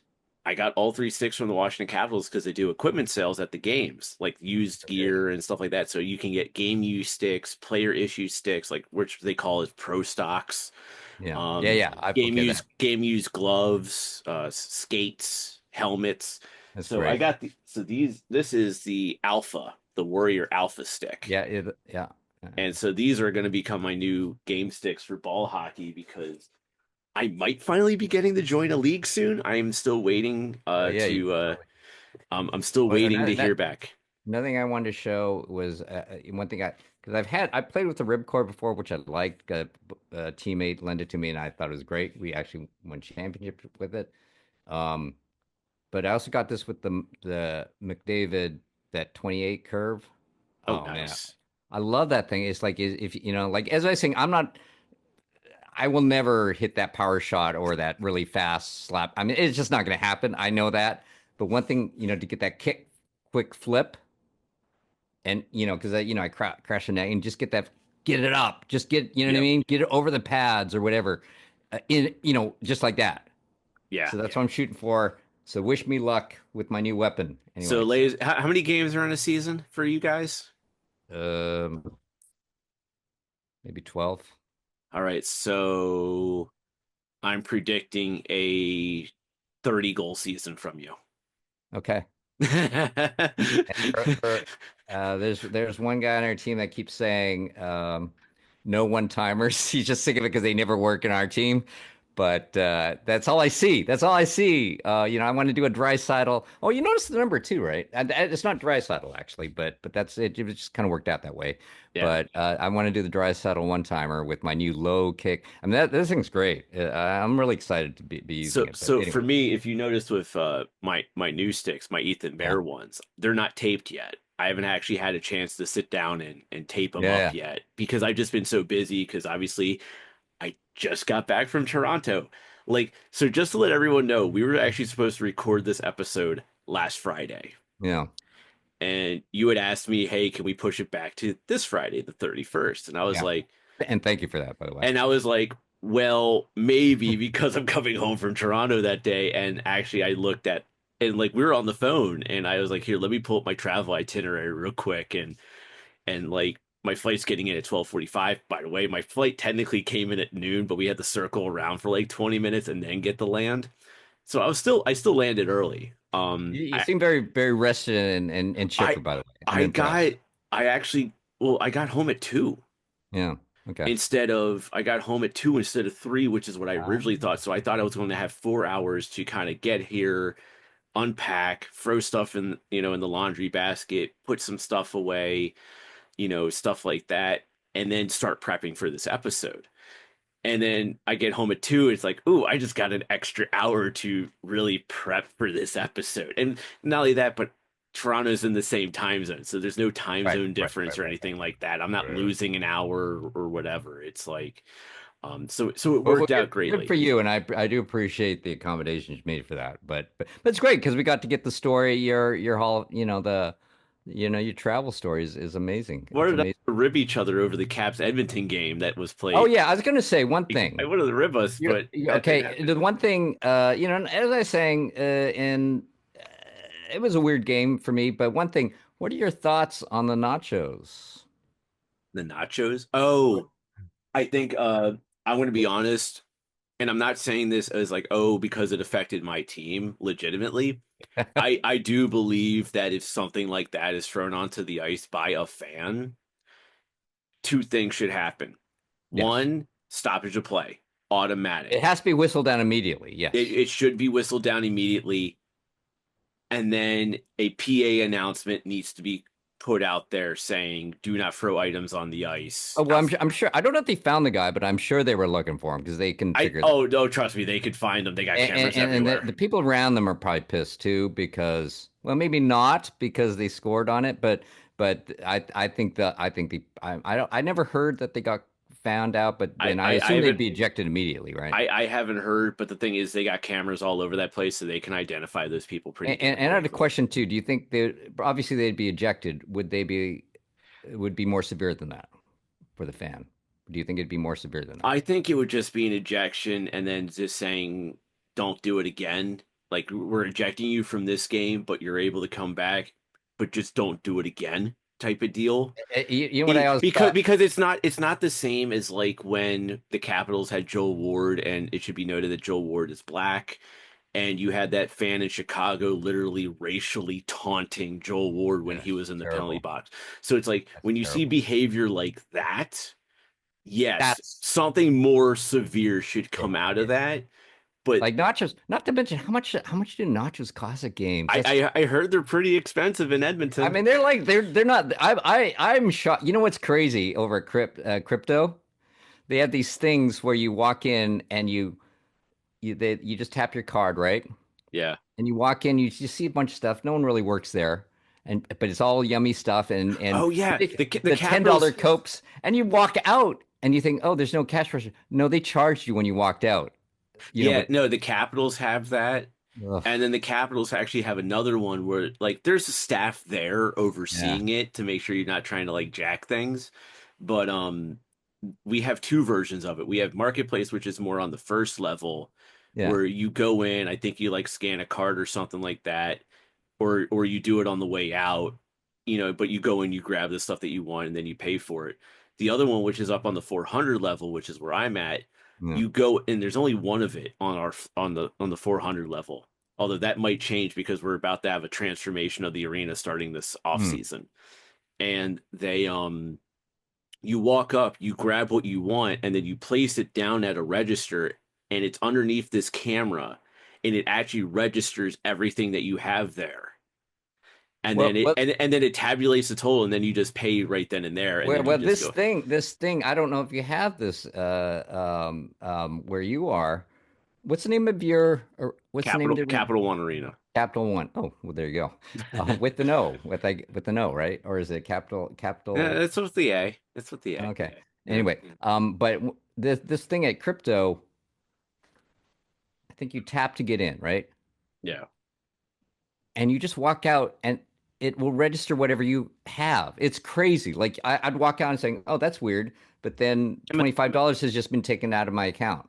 it's kind of like that Amazon Fresh thing. Like the Yeah, Amazon Fresh like grocery stores yeah, where you have it like your app, like your Amazon app recognizes that you went into this store, yeah. like into the Amazon grocery store, and as you walk around, as you walk out, Yeah. it registers everything that you Yeah. grab. So it's like So, so I so know the Chris, concept. I just don't think we really have them out here yet. but to me, to me is like, man, I would no more throw my $25 nachos or whatever they are, on. I mean, that's just crazy to me. That But it's one thing I thought was very funny. Who was in goal that night for you guys? that was Thompson. That was Thompson, right? Yeah. But like he did that whole thing, right? I think he's kind of pissed. But I'm thinking, you know what I'm thinking? He's probably getting kind of hungry around then. And like, he's I distracted because it wasn't like it had already been on the ice. So in other words, he was a little distracted, but I'm sort of thinking it's funny how maybe he was kind of hired. Nachos, those look pretty good. Like I I've always wondered about that. but I do agree with the notion that the moment that the nachos were thrown over the boards and onto Yeah. the ice, it should have been a stoppage of play. It because at the end of the day, also the other thing that you have to look at too Yeah. is that it's also a danger to the players. Does not matter Oh, what team. It's a danger because especially with the nacho cheese getting onto oh the ice yeah. and stuff like that, that could really muck up somebody's skate and cause an issue with the ice. So No, it that's was the other definitely reason why. an officiating error. But there is that whole thing. It's like every other sport. If it's not whistled, that's up to up to the refs. If they don't whistle it down, the play is still live, and that's like the players can't decide. Okay, the play is dead. Like so it's Well, weird. yeah. Whether you can do it retroactively, I don't know, but that wasn't a mistake. But it's sort of almost that weird thing of like, well, you know what? If they missed it, I don't know how they could. I'm glad as an Oilers fan, I'm glad they did because I'm sure. Like it's funny. Not only was it a distraction, but it was food. It was nachos. Like who's not going to get distracted by it? Yeah. Those look pretty damn good. So anyway, Yeah, that, that I just still think it was a very but I think it's a legit goal because it was not whistled down. So does I'm it going to say by the letter, the spirit, maybe they could have turned it back, but it's not like what should have happened is that the moment the nachos hit the ice, the refs blow the I whistle, agree. the play is I dead. wholeheartedly But agree, but I don't think that. because it's they kept play going. I mean, there could be an argument that hey, this was thrown on the ice, this became a safety hazard. We need it became a distraction to players, including a Like almost a goaltender. goalie interference Yeah, concept.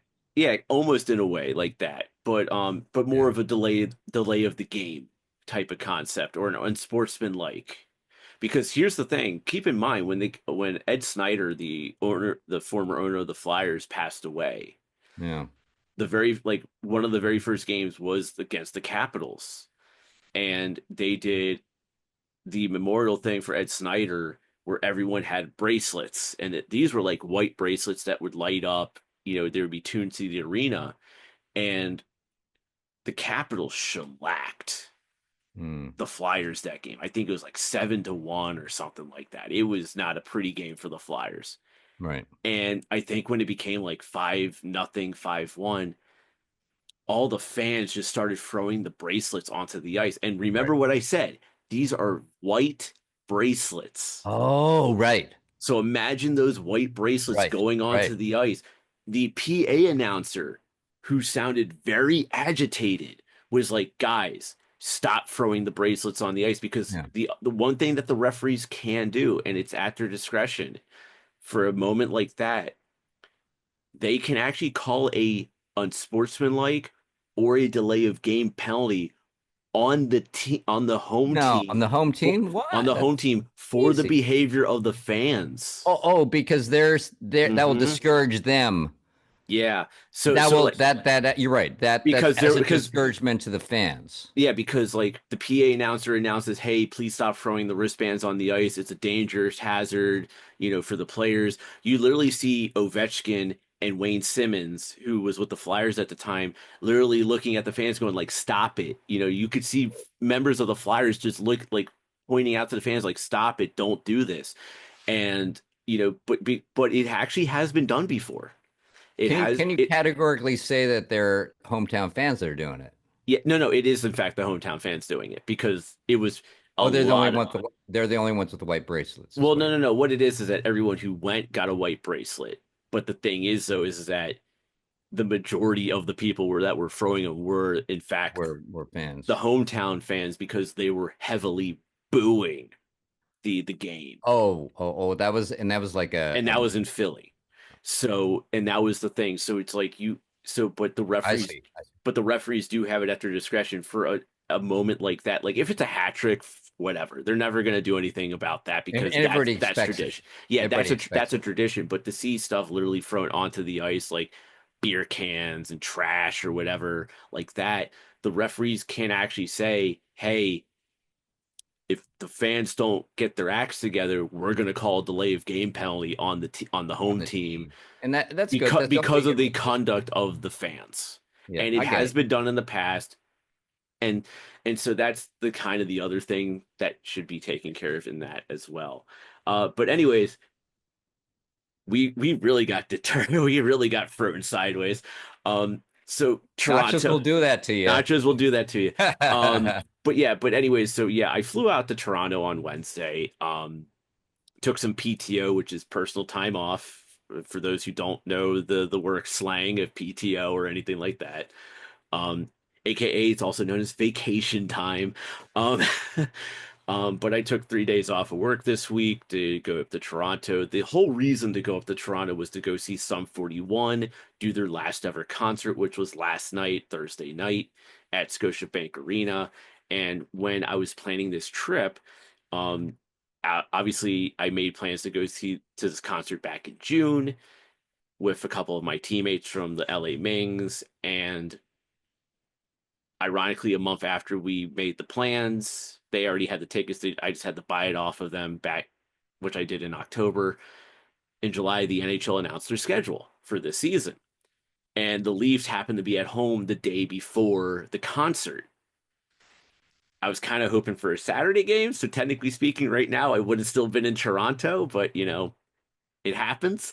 But it worked out better this way. It really did. And so Wednesday, my friend Chris and I, we flew up to Toronto.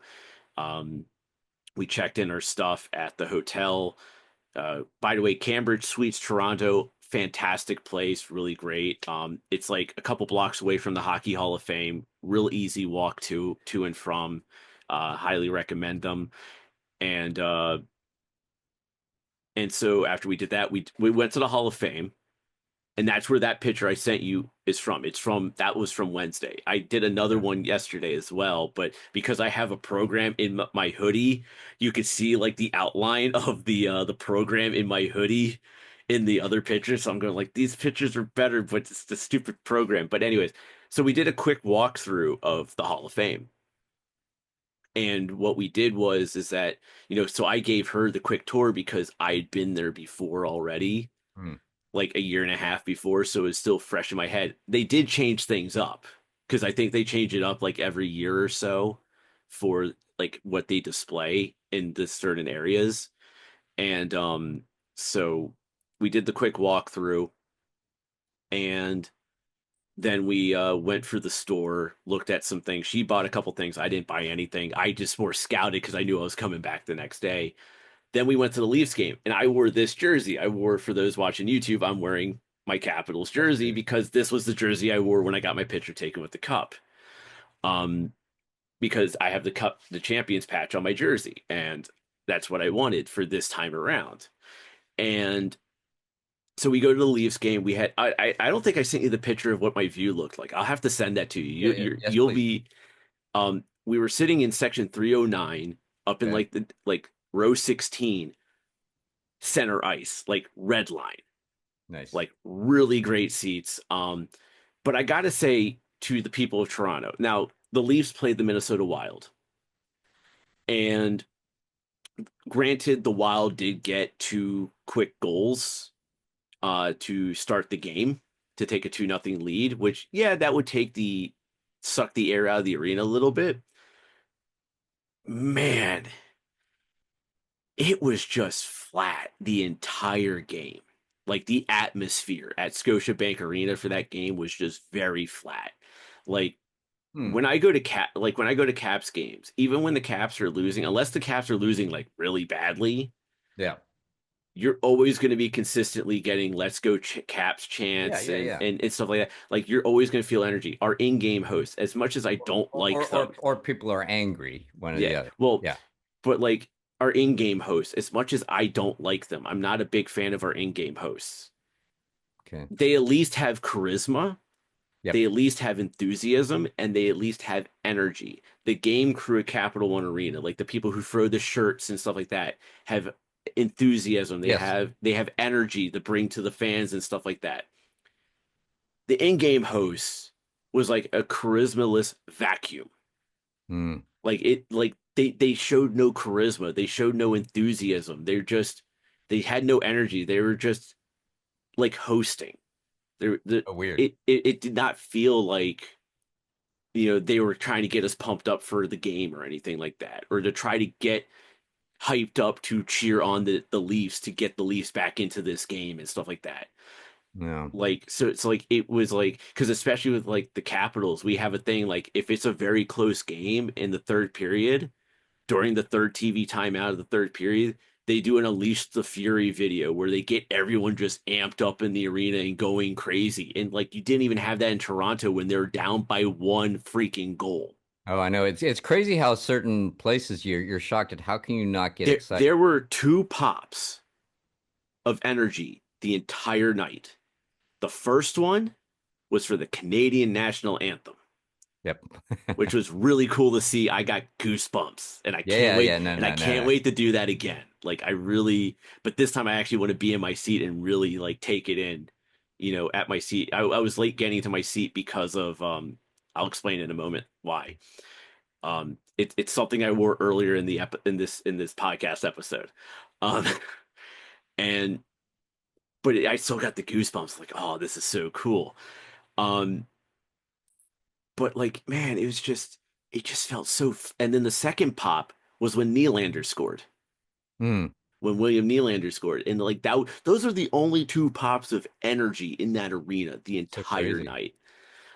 Like there was people here or there trying to get like a "Go Leafs Go" chant and everything, and it went nowhere. Like if we get a "Let's Go Caps" chant going, everyone starts getting into it, Well, and that stuff like might that. partially explain. I mean, you guys have had a totally unexpected, amazing season, and that could explain a lot of Well, that no, because that. even last season when the team wasn't playing good, Oh, okay, it was still it's we still still like had that. a lot of energy and stuff like that. It's just like the team wasn't good at technically wasn't good enough to make the playoffs, but yet we still did last season. But like we still had the energy, going into those games, even when But I we feel like when you have a fan base like that, that's what allows you guys to have a season like you're having right now.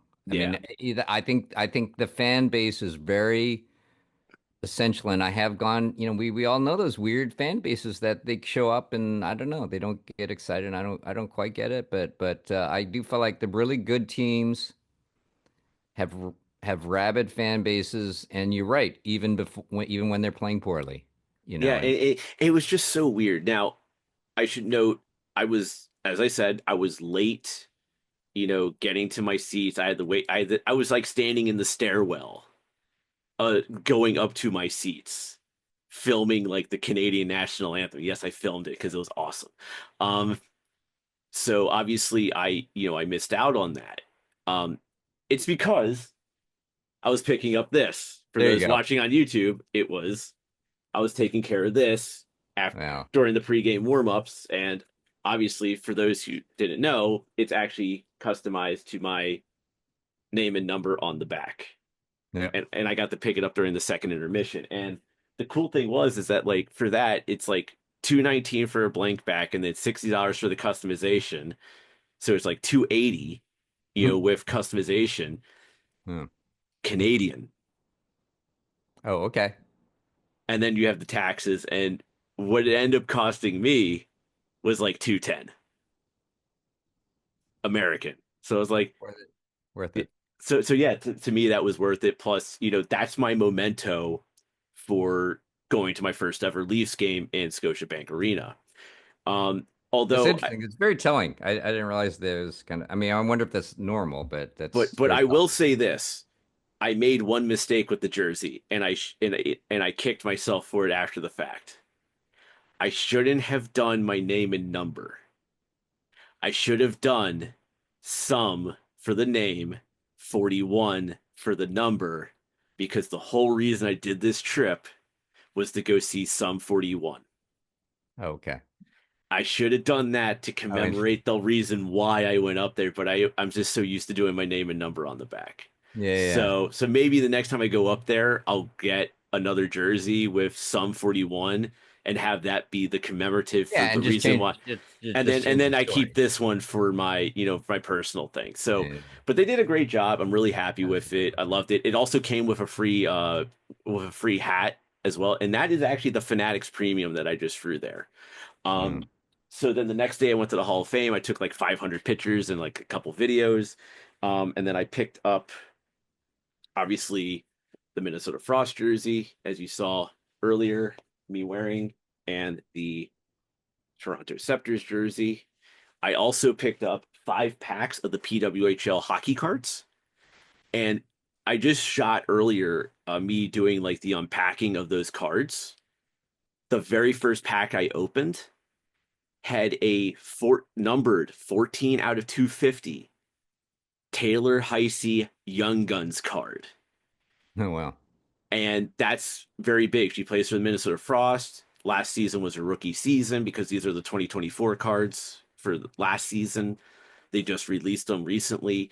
And so to get that rookie card numbered, the first one that I pull was really cool because she's a really great hockey player and everything. So that was a great pull. I also pulled a Ella Shelton of the New York Sirens rookie card with a really cool like chrome background to it, although it's not numbered. And then I also got a Marie-Philip Poulin of the Montreal Victory rookie Young Guns card as well, with the same type of backgrounds as Shelton cards. So like those were my 3 Young Gun cards that were really cool to get. So that was kind of fun. And then yeah, and then I have some 41, and I'm gonna make this quick because I have a timer telling me that we're running low on time. As everyone knows, we record this in multiple segments. Now, for the record, 2 of these shirts, I cannot say what's on the shirts. But for those of you on YouTube, you're gonna see it. So this is the first tour shirt I got. Oh, wow. And then obviously you got the dates, the cities on the back. That's amazing. That's a great shirt. This one's actually my favorite one of the ones, but I can't wear this one either. But I could at least say what's on the front. So on the front, it's actually a hockey themed. Uh, Oh, sh- it's that's it's it's awesome. it's awesome. But then on the back is the reason why I'm never gonna be able to wear this shirt, but I had to get it because it was so worth it. Nice. Yeah, and it has Nice. the dates Toronto for the last show Those are ever. great. Those And are then, but great. this is the one that you may actually see me wear. I can actually talk about this one. This is like the actual official tour shirt, which is Tour of the Setting Some 41, 1996 to Yeah, 2025. And then on the back, obviously, has all of the cities that for the Canadian leg of the tour to finish off the tour. So this cool. is this one is probably the one you'll actually see me wear all the time. But the concert was so good. Gob Yeah. was good. Pup was okay. I wasn't too big on Pup, but Gob was amazing. Um, it was great to finally see Sum 41 perform because the one time I did see him perform was 20 years ago, and I only got to see him perform two songs because it took me forever to try to get to the stage that they're on at this festival. So, like, it's really great to hear them do Fat Lip, No Reason, Pieces, um, God, We're All to Blame, Dopamine, Landmines, which is two of the more Well, recent songs. Like a lot of those songs that I listed are songs from like All Killer No Filler, Chuck, Does This Look Infected? So that which were like my middle school, high school, and college years for me. So it's like it just felt really great to be there for the last ever concert of Sum 41 because they're they're officially broken up now. Well, well, they're going into the they're going into the Canadian Hall